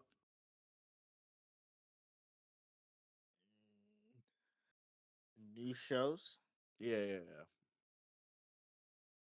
Well, mm, the general isekais, and but the ones that I'm sure are going to make tidal waves are Windbreaker and God of bartend God of bartending bartender God of That's bartending. an anime called God of Bartending. Mm. I heard of Windbreaker. I added it to my list, but you know me. Wait till that shit. Wait a bit for that shit, and then start watching. Ugh. Actually, I might Mm. start watching now. Mm. Or even let's see. Honestly, I've just been finishing up a lot of the stuff from last season because you know me, a dub fan. So a lot of the dubs are finishing up. Like I just finished Shangri-La Frontier, just finished Class 3 Elite, just finished what's another one? Oh, Frieren. I forgot. Oh, I haven't started Misaki Metallic Rogue, but I'll get around to it. Um, actually, yeah, most of those though, right? And I caught up and I finished those. Now, before we started this recording, I did go and actually watched the last couple of the Zone 100 because I was like, man, I'm putting this off. Let's see what this is about. And honestly, it was hype. Like, it wasn't crazy. Like, it continued what the show was. And I would say if you did like what you were watching, you should go and finish it. But the freaking production schedule really just ruined that show. Like it's crazy how it just murdered the momentum of the series. You know, It's what happens. it is whatever If you're a binge watcher, I mean, it doesn't really affect you. affect you. But if you're week to week and you get all these delays and all that, and of course, yeah, it's gonna kill your momentum. Yeah, yeah. Oh well, well. Did you finishing a lot of Frontier too, right? Yeah. What's your thoughts on that? Like Uh, you enjoy you? I imagine you enjoyed it if you finished it, but did you get any like takeaway? Did you like the cliffhanger? Probably not. I fucking hated it. But forgot what the cliffhanger was. it was that dude dressed as a girl, mind you, asking Sunraku to like join him in his pursuit of knowledge of the game. Oh, it didn't matter. I mean, the cliffhanger didn't matter. The last few episodes were Filler S. enjoyable. They were just enjoyable for what they were doing. Um, Yeah, they and were then like mhm, they were like downtime between the big moments of defeating Weathermon. And I thought they would maybe jump into something right after because we saw the impact of defeating Weathermon, but no, no, that boy was just chilling, doing some side missions, grinding up some Rabbituza stuff. yeah, and then we'll get the second part later on this year, I guess. Yeah, supposed to start. I think it starts in October. Another 25 episodes, which she and then Classroom of the Elite. Did you watch? Man, actually, I know we've been going on for like an hour and 40 minutes, but I gotta say something about Classroom of the Elite, bro. Okay. Season three, probably the worst season so far. I'm not even gonna lie to you. I'm not gonna lie to you, bro. Season one was season one was crazy. We're like, oh shit. Season one shows is nice. Season two, that shit was good too. Especially him versus Ryuen. You're like, oh my god, Ryuen is that guy. I don't know, Hmm. is that guy. Season three, the aftermath. It was like aftermath the Ryuen stuff. You're like, mm. Like the first 5 episodes, right? Or even not the first five, the first two, which is the other exam they did in the forest. I don't remember what the fuck happened there, right? They tried to expel a random student and it didn't go through because the nigga used his points or whatever. So it was pointless. It did nothing. And then the next like 10 episodes, not 10, the next like 4 or 5 episodes after that, nothing happened. Like, I'm not gonna lie to you, nothing happened. Nothing of relevance happened. You just felt like you were getting your chain jerked around as waiting for something to go down in this school. And then finally, in like episode 11, at 10 and 11, when they did the other exam, we were like, okay, now we're back to classroom elite vibes. But I feel like they just did nothing for majority of the time, man. Like, correct me if I'm wrong. The most interesting part of this season, it was Saki and Nagi, her backstory revealed, how she related to Aya Koji. And then The people who got expelled. the people, oh, yeah, I mean, yeah, the whole expulsion thing was interesting. But then the guy that got expelled from Class E, that nigga was a scumbag, right? Like, genuine scumbag the whole show. You're like, bro, I don't feel sorry for you. Get out of here. And then the reaction to the expulsion, though, was interesting. That guy, I forgot his name. You know what I'm talking about. The most popular dude in Aya Koji's class. Hirata or Yeah, Hirata. Hirata. Bruh. Heavy. I ain't gonna lie. They did kind of sprinkle some interesting parts about it because knowing learning that he used violence in the past to control his class from middle school and it worked. And I was like, dude, what are you talking about? You clearly, if your method worked, what are you mad about? He's like, but no, ruling through fear and pain isn't good. I'm like, shut up. Shut up, bro. It clearly works for you, so I don't know what you mad about. And then seeing Anna Koji manipulate him into becoming back to the class, I was like, oh shit. Anna Koji's cooking up something nice again. And then like another reason why like this season felt like nothing happened. You get to exam and you see Anna Koji start actually trying, and it didn't matter because some third party came in and fucked them over. You're just like, oh, okay. You know what I mean? Hmm. Yeah, it's more so setup. Like, Yes, that's perfect word. It felt like it was setting up, right? You felt like the beginning part of setting up this final exam towards the end, and it did. And then we get to that exam because it was setting up Ayana Koji and Saki Inagi's battle, and we get to the battle, and it wasn't even a fair fight because it was Ayana Koji versus Saki Inagi and the administrator, and Saki Inagi didn't even realize the administrator was helping her, and he's like, okay, you're like, okay, so whatever. Now we did get some closure because after the fact, they did recreate the scenario and found out that Anakoji would have won, which I guess that's would be closure for the audience, but everyone's more like a sting, if anything, because they're like, damn, this was a big deal. This exam would have pushed these niggas up to a higher class. And they're like, nah, man, back to where we started. Class E, we're trash. I'm like, bruh, right? And then they used the season to develop, not even develop, but you kind of developed. Do you remember what the girl's name is, bro? The girl, his sister. Yeah, Horikita. There you go, Oh yeah. Horikita. Right? You get some development for her, and you see it, and it's nice, right? Because like, oh, she's now like this. She's getting becoming more friendly, more closer, right? Hmm. What do you? I give a fuck. I give a fuck. I thought the president was gonna do something. That nigga didn't do anything.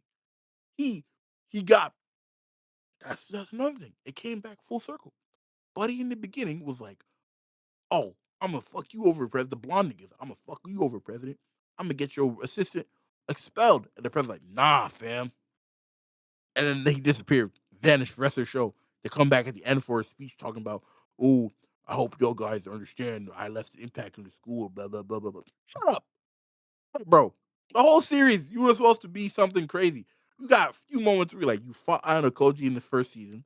Not even a fight. He blocked an attack, and you were like, oh, "It's him. He was able to block my attack. He has to be him." And then you guys ran a race against each other, which I ain't gonna lie, probably one of the best moments of season two. And then here now, you get that whole end of the last episode where you're like, man,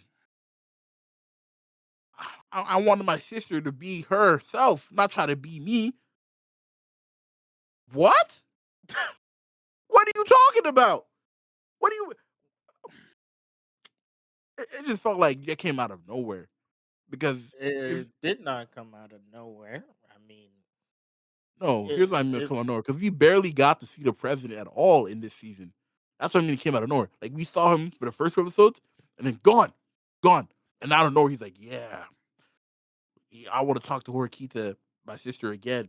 And like, buddy, you could have come back or could have not interfered because interfering would have been lame. But you could have done more in the plot between now and then, so it doesn't seem like between 2 and 12.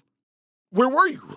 You know, like I don't mean him talking to her to come on over because he did allude to that when he like in season two he was like, "Oh, I want you to help my sister become student council president." But you're just like, dude, I just felt disjointed and like you said, setup. Like, what are they setting up now? Uh, the was it K? No, man, I ain't gonna lie. A lot of these girls look the same to me. I cannot remember their names. But the girl that ended up being Anna Koji's girlfriend, yeah. boy, oh boy, that man Anna Koji is a demon. He is a demon, right? Because he said, "I'm going to see if I can develop feelings. I feel nothing right now, but maybe this will help me." I'm like, oh, you, what do you do that for, bro? But that wasn't even the true demonic moment this season, bro. The other girl he's been helping, the Class B rep. Remember what he said Hmm. to her? No, not said. Remember what he thought? Like, oh yeah, If you are going to fall, I want to be the one that makes you fall. Something yes, like that. yes, bro. I was like, oh nah, bro. I had to coach you. Finally, he's going to do something, and then the season ended. Overall, my thoughts on it. I like the season, but nothing really substantial happened because for the type of show Classroom Elite is, you want to get. What I want out of it is just Aina Koji to do stuff, right? It doesn't have to be good stuff. He just has to do stuff. And I felt like he took a back seat this season. And when he tried to take the front seat, third party came in like, nah. I mean, he always takes a back seat. It's just the way that season one and season two portrayed him was uh, number one. Those guys were always in a very dangerous situation because they're in class E or the lowest of the class, and the way that they would do it would be they would make you think they wouldn't have a chance to win, and then all of a sudden they win, and because of you class. know the reason. You know the reason why Aina But they don't. Koji did his thing. Mhm. He always wants to be in the back seat. It's just uh this season he couldn't be because the girl didn't allow him to be in the back seat. Which girl? Saki and Nagi? Yeah, Yeah, that was. I mean, I did like that underlying theme of her trying to force him to act so she can really see exactly what it was that happened, right? and then again, it's Oh, we just just also we've been saying E. It's D. D is the lowest class. I was thinking class E because yeah, assassination classroom, but Class yeah. D, and plus it's just most likely that long gap is what's taking you out of it. I mean, the expulsion thing clearly showed that Aina Koji still got it, and then But the like the build up to the final test of the semester, it just took that's people another out of thing. it. So there's that. But Aina Koji, they still did what Classroom of Elite just did. It was just the other things that was going wrong that probably just took you out of it. Yeah, that's actually another thing that you just brought up. The fact that we're suddenly at the end of the semester and moving on to semester two, I was like, oh, whoa, we just jumped hella far. Okay, but hopefully they get approved for season four and all this setup go somewhere. But who knows? Yeah, I think they should. It's It's it fairly has a good. good it has a good following, so I don't see why not. You know, No Game No Life has a good following. Yeah, but at the same time, no game, no life. Eight finished season three. True, true, true. I think that's actually a good argument. If they got season three, you might as well keep going, right? Until you finish your story, at least. 'Cause other series, bro. Like, how the I'm not.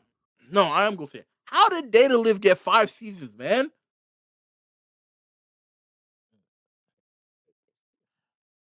Bro, I don't, I know you're a fan. How? How? it's interesting. I don't know what to tell you. I don't know. 5 seasons though. And some Same for. movies too. They got movies. Yeah. The same for Strike to Blood, man. How the hell is that shit going for so long? Oh, it did get some movies. Damn, damn. Oh my gosh. Not to hate, but I'm like, I'm just so confused because I tried. Well, I didn't try. I did watch season one through three. I gave up halfway through four. I think I realized this wasn't for me anymore. I was like, yeah, well, but damn, some shows. But then again, we were talking. You did say if you get season three, your kind gonna keep going. Certain Magical Index season three came out. No news of season four, even though season three ended on a cliffhanger. And it was like, what happened? Season three was awful, but where's season There. four? Well, these types of things. At the end of the day, you always have to wait for confirmation. That's true. Just just because there was maybe good feedback does not always guarantee a next season. So Mm-hmm. Mm-hmm. you just always have to wait. Um, yeah, that's very true. Man, man, oh man. Um, But yeah, I mean, uh, no, go ahead. last season was a good season, and What would this you grade season it? last season Yeah, on a grading scale, like A plus, A minus, B plus, B minus, A. A A A. The last season it wasn't anything crazy, but the reason why it gets an A, you had good shows, and as well, uh, solo leveling, I was about to say Solo Leveling was Mashal, good. Mashal, solo I didn't watch season 2 yet, but it was good. carried, carried, and then the remnants of Frieren and Apothecary Diaries. Did you watch yeah, that? started but never finished. Do you plan The on finishing it? Probably not. What? Probably not. Maybe Fair. I'll binge watch it. Who knows? They carried the season. The only Mashal gets what Mashal gets just because their the opening, if it was a no skip opening for basically the whole season. Oh my gosh. Yeah, For season that opening was everywhere. It is good. It is good. solo leveling, we all know what solo leveling is, And and what it did, that shit was and good. and what it did. Frieden, we know what Frieden is and what it did, and um the What else? Diaries one was the unexpected banger. Yep. And Classroom Elite. What about the wrong way to use healing magic? What was that this season? The Wrong Way, it was good. I watched it. It was good, but I wouldn't say it contributed anything to the season. Okay. It was just a you're good isekai. It was just a good isekai. Yeah. I would actually probably give it That's like it. A minus, B plus maybe. Right? Because like, the only standout shows, the most standout show is just a remnant of another Oh, season. and I cannot forget What? Gashinover Magical Girls. Okay. All right, buddy. Come on. Yes. Come on, bro. Relax. Relax. Get Yes. that shit out of here. I'm kidding. I'm kidding. I'm kidding. I didn't watch it, so I don't know. I don't know. You said it was good. I'll probably take your word for it and give it a try. I'll let you know how I feel about it. This series, honestly, I I'm with Chibi, man. I don't know how they really, bro. There was a scene. Go ahead. She spread some pussy lips, bro. Okay, okay, all right. How do you do that in enemy, bro? Like, What episode was this? So I can avoid it. why I need would to you want know. to? I Why would you? know because my Christian mind cannot watch this, bro. Give me Cat. the episode and the timestamp so I can know Oh, when to skip. Right, and don't probably worry about me pulling it up right now. All right. probably episode 12. I Oh, think either yo, the 11 deep. or 12. This this series just does Is there a dub? I don't know if it's getting a dub. Maybe I don't know. Okay. All I don't know. High dive in High dive ate all that special, but You are my special. Okay. Uh. yes, it wonderful. Oh. All right. Before That we, show every week surprised me. one last thing. Oh, and Delicious in Dungeon too, Ooh, because Delicious in Dungeon started last last season. season. All right. One last thing. And it's kind of weird to end it here, but hey, man. Kaiju number 8. Are you watching it? No, Why not? because I read it. Oh, okay. But did you like it, or are you still reading it? Yeah, but it's not something that I'm like tuning into I only bring it every up week, because of how heavily Crunchyroll is fucking advertising that shit, bro. and they I shouldn't. I know you really. They shouldn't. You don't think it's that good? Uh, no, it's good, but I think what this just may be my opinion, but when somebody heavily like do you know the shit that they're doing in Crunchyroll? They're literally putting a countdown clock. Yeah, yeah. They're really they were I know they was really hyping up Kaiju number 8. And they're still doing it. Really? Yeah, it's still there's still a countdown. If you go on their app Oh, wow. and if you go on their app and maybe the website and if you see I'm the looking at it right now. there's Is this still the countdown for episodes? yeah. I don't know if they're Yo, gonna do that for the whole season, but this is now episode 2 is gonna come out and there's oh still a shit! countdown. I just realized Spy Family's movies in theaters now. Huh. So I don't know. To me, if you hype something, it's not always good, right? Mm. That's what I believe. I think that also is what made Frieren good as well.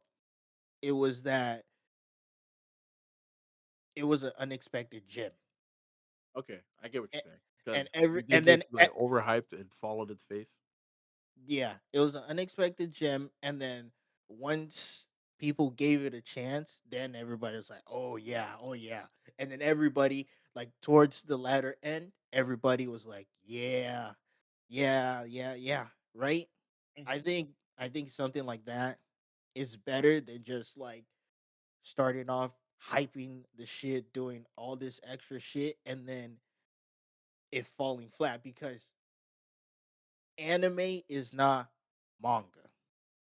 Manga has that leeway to where uh it can have a few misses because it's a different type of medium. If you are in anime, it, there is a whole bunch of things that need to go right in order for all this heavy advertisement to be acceptable. Hmm. Directing needs to go right. Soundtrack needs to go right. Animation needs to be consistent. Um, the characters need to be good. Pacing needs to be good. There is a whole bunch of shit that needs to go very well or acceptable because you put it front face. This is for this season, which is crazy. You have this season where it's Slime season 3, Hmm. Konosuba season 3, Mushoku Tensei the second core, Windbreaker. Uh, I'm I wouldn't even be surprised if by the end of this season, Windbreaker get receives more positive feedback than Kaiju number 8. It's not that Kaiju 8 number 8 is not good, but the massive advertising might kind of um, bring it down.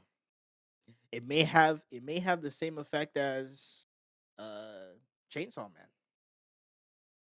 Oh, that's exactly what I was thinking as you were having your rant there, bro.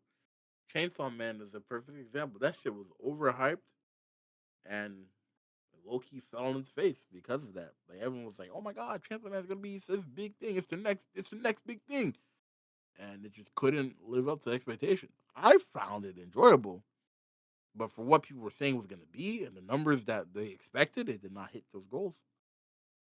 right? But at the same time, if you're reading the manga when part 1 was running, it was a different feeling because number 1, it wasn't extremely popular, right?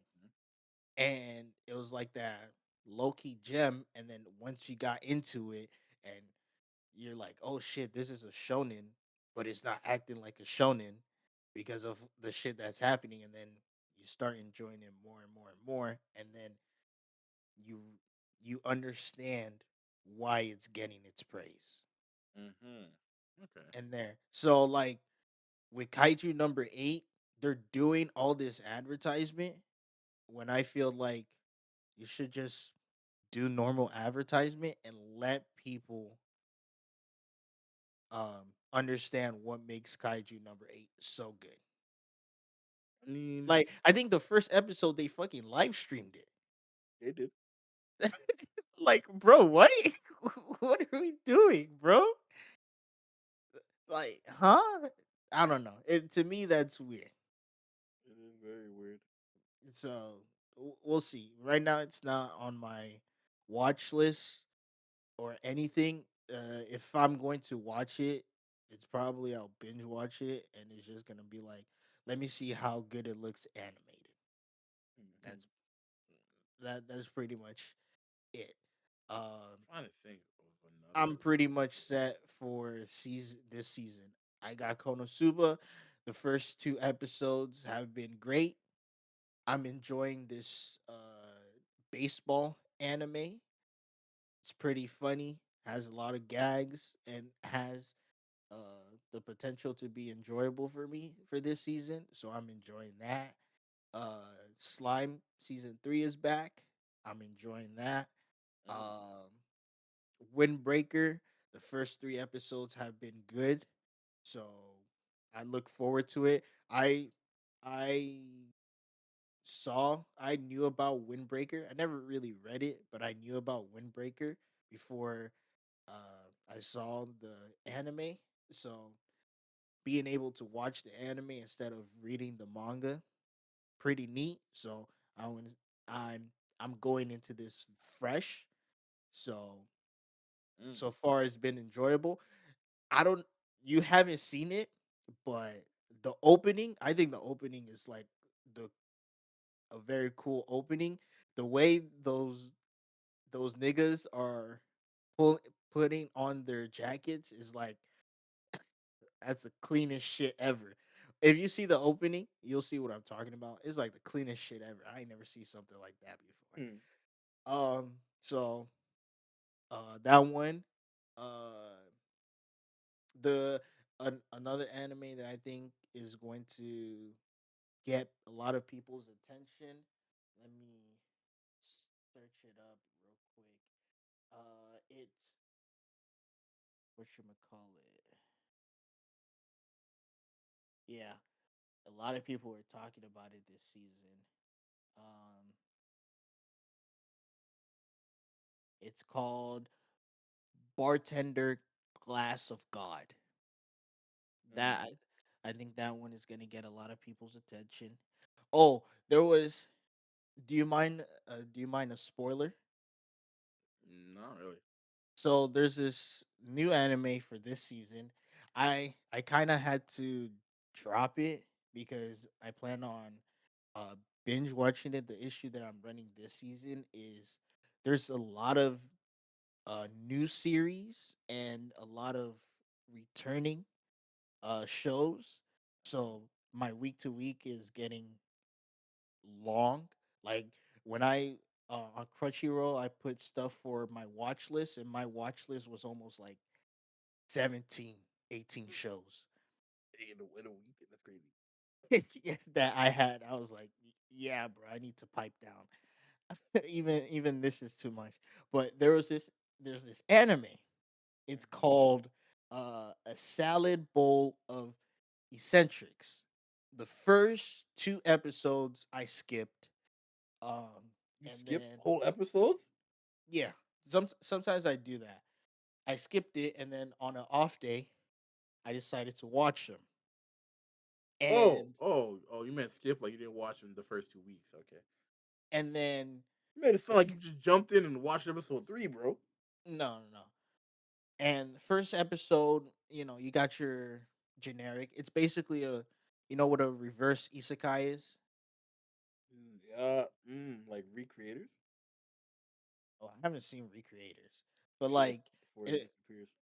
in, but like basically instead of our main character going to another world that is like made up, it's like someone from a made up world coming to our world. Hmm. So basically, that's the premise. And episode 2 is what sealed it for me because essentially the main character is a PI, a detective, and um the girl that ended up coming to our world basically uh she's now turned into a weeb and shit, and then so she's Mhm. tagging along, and then they were staking out this couple that wanted a divorce, and the lawyer was like, hey yo, can you look for some dirt on the wife and shit like that, so we have something for this whole divorce thing, bro. This is sometimes why I love anime, bro. They were staking out, and then Mhm. they were staking out the wife's house. The husband left, and then there was like the cleaner, like the garden guy or the handyman, pulled up to the wife's crib and was getting ready to do work, and then the the girl the girl that got isekai, she fell asleep, and then when she woke up, she was like, "Oh, I fell asleep. How long was I out?" Uh, the main character was like, "Oh, an hour, no big deal." And then he was like, "Wait, you've you've been passed out for an hour, and I haven't seen that guy that pulled up to the wife's house." And then the the girl was like, "Okay, do you want me to check it? I could go fly up." And then he was like, "Yeah, yeah, go check it." So she goes, flies up, has a phone, bro. Nigga, do you know what she sees, bro? The No. wife was getting piped, bro. No way. Yes, By another bro. man? Yeah, by the handyman, bro. The, Okay. So she's all right. and you know where it was? Was it in By the the window. By the window. that was in episode 2? That was episode 2, bro. That's crazy. Wife was getting piped by the window by the by another nigga. She took pictures. They sent it to the lawyer. And you know what she That said, bro? You know what she said? She called that shit fap worthy material. no way, no way, no way, no way, no way. Yes, my nigga. He Yes. said I don't fab know. worthy.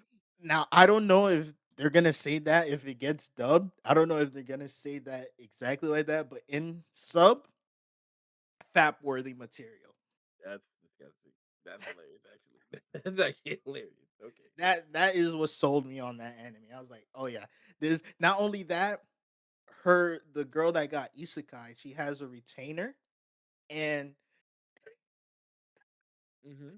bro, she got isekai, became homeless, What? and then This sounded like that was a part timer.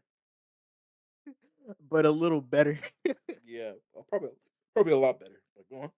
And then not only that, and then when she wanted to get more money, the job that was offered to her was basically, you know how in Japan they have those like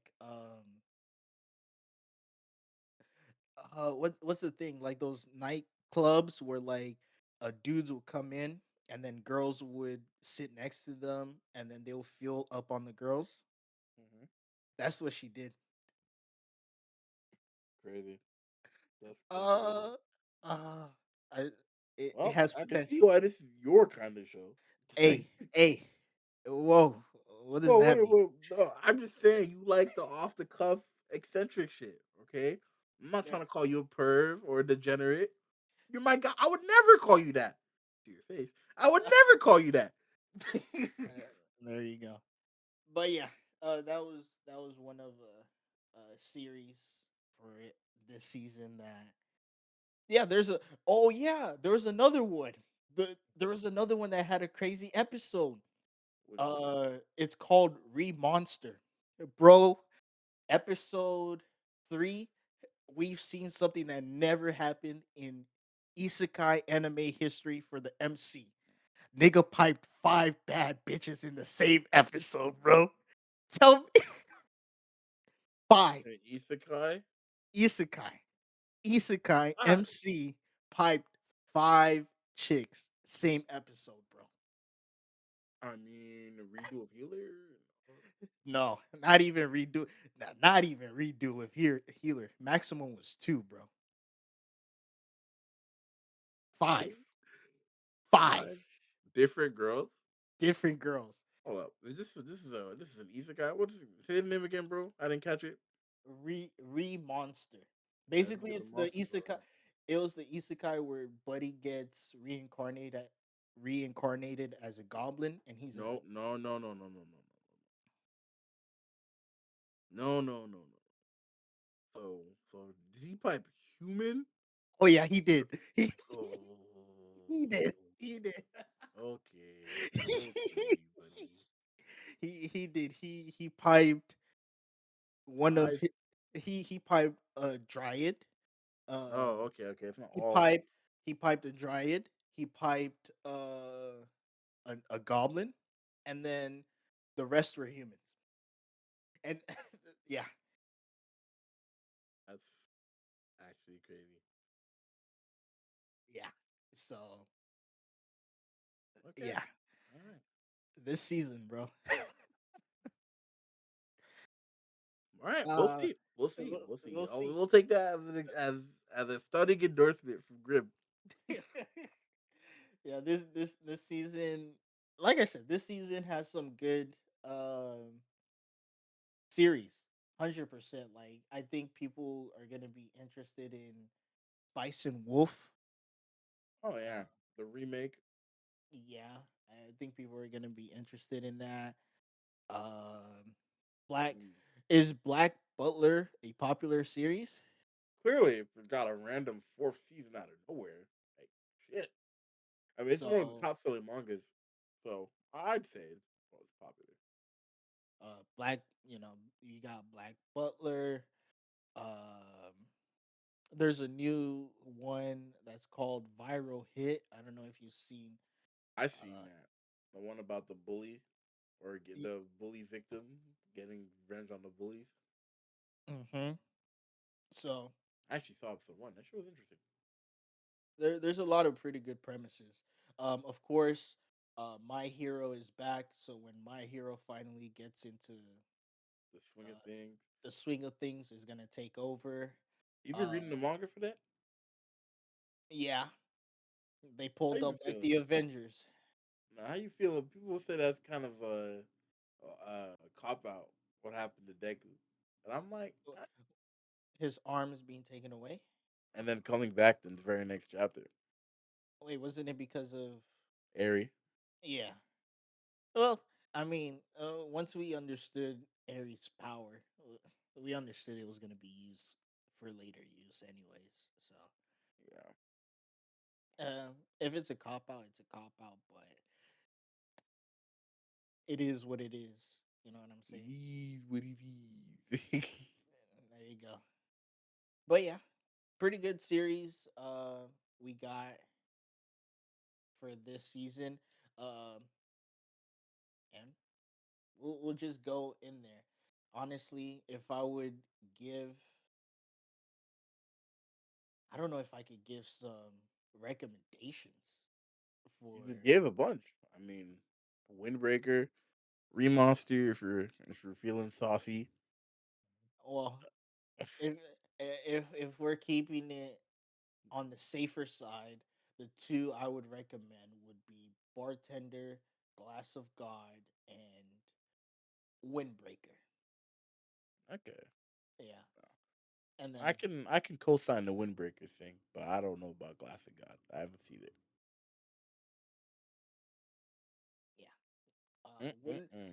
Hopefully, Windbreaker Ooh, is better than Tokyo Revengers and what Bachi.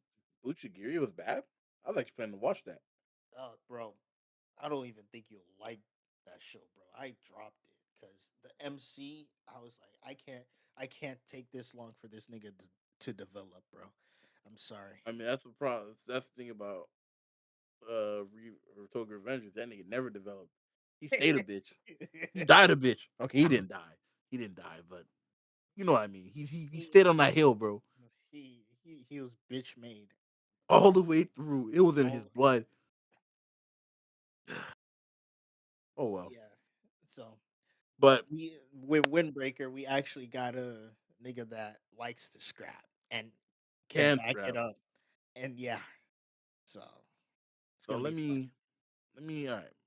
I know I said that was the last thing, but I actually just thought of this as you were talking. So you listen to Drake? Are we gonna talk about the diss? Did you listen to it?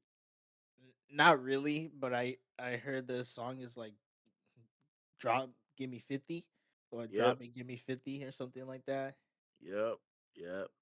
Hey, if you listen to it, and I guess there isn't much to say. I just wanted to say it's hilarious because it started with first person shooter, J. Cole saying they the big three, Kendrick out of nowhere being like, man, fuck big three. It's only me.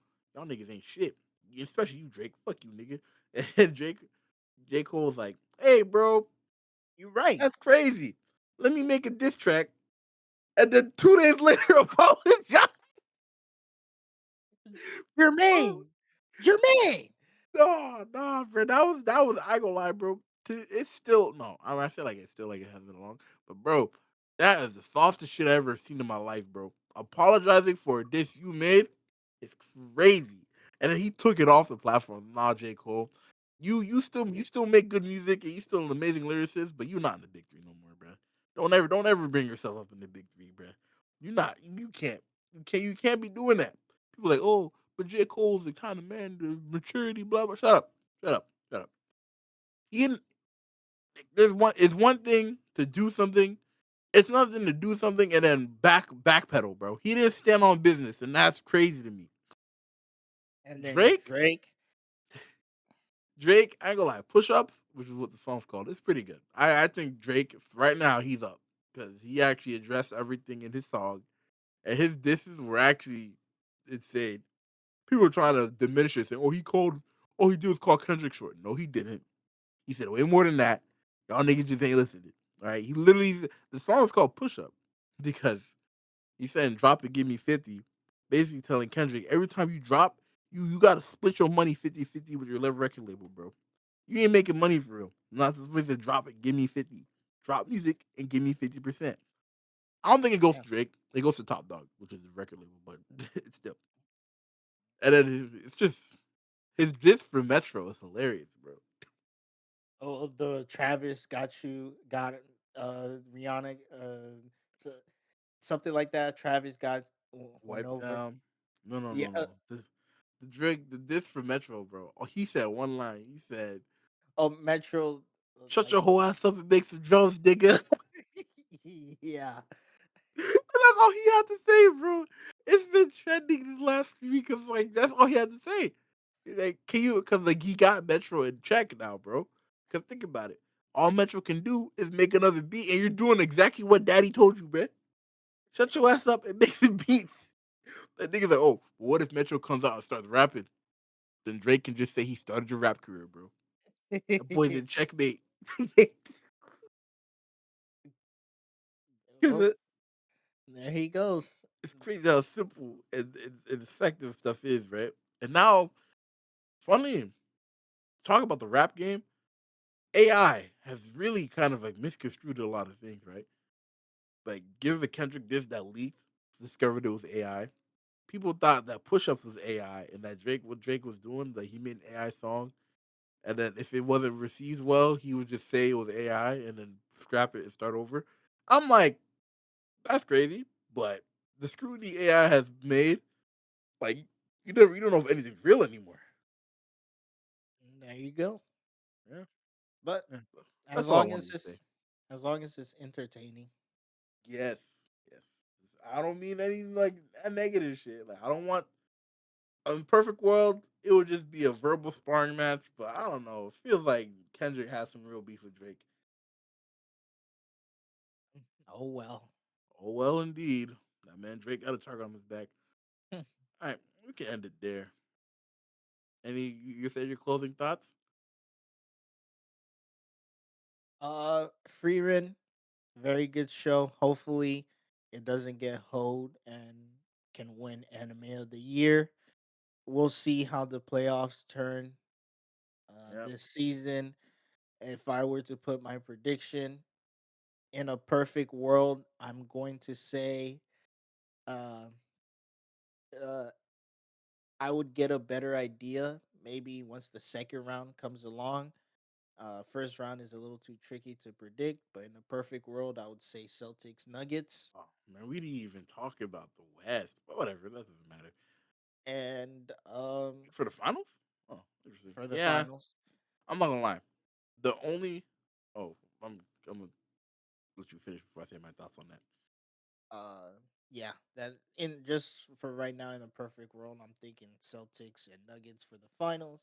And then in terms of this season of anime, we got a lot of good ones, a lot of good returning. It's gonna be enjoyable, and Yep. Anime just yeah, keep getting better. keep getting better. My thoughts. I mean, I'm a back the Heat till we out. Until the Heat Dom, I'm a Heat boy. But for the West, I'm a back a dark horse, bro. I'm gonna see the Lakers. I'm gonna see what the Lakers is cooking up. If they get kicked out the first round by the Nuggets, hey man, that's tough. I don't think you told you, but the Lakers are versus the Nuggets in the first round. Crazy. Oh well. Oh well. We'll just have to see. Hopefully, all we can hope for is it's a good game. That's all we Yeah. can hope for. A good series. A good series. All right. And with that, Countercast out.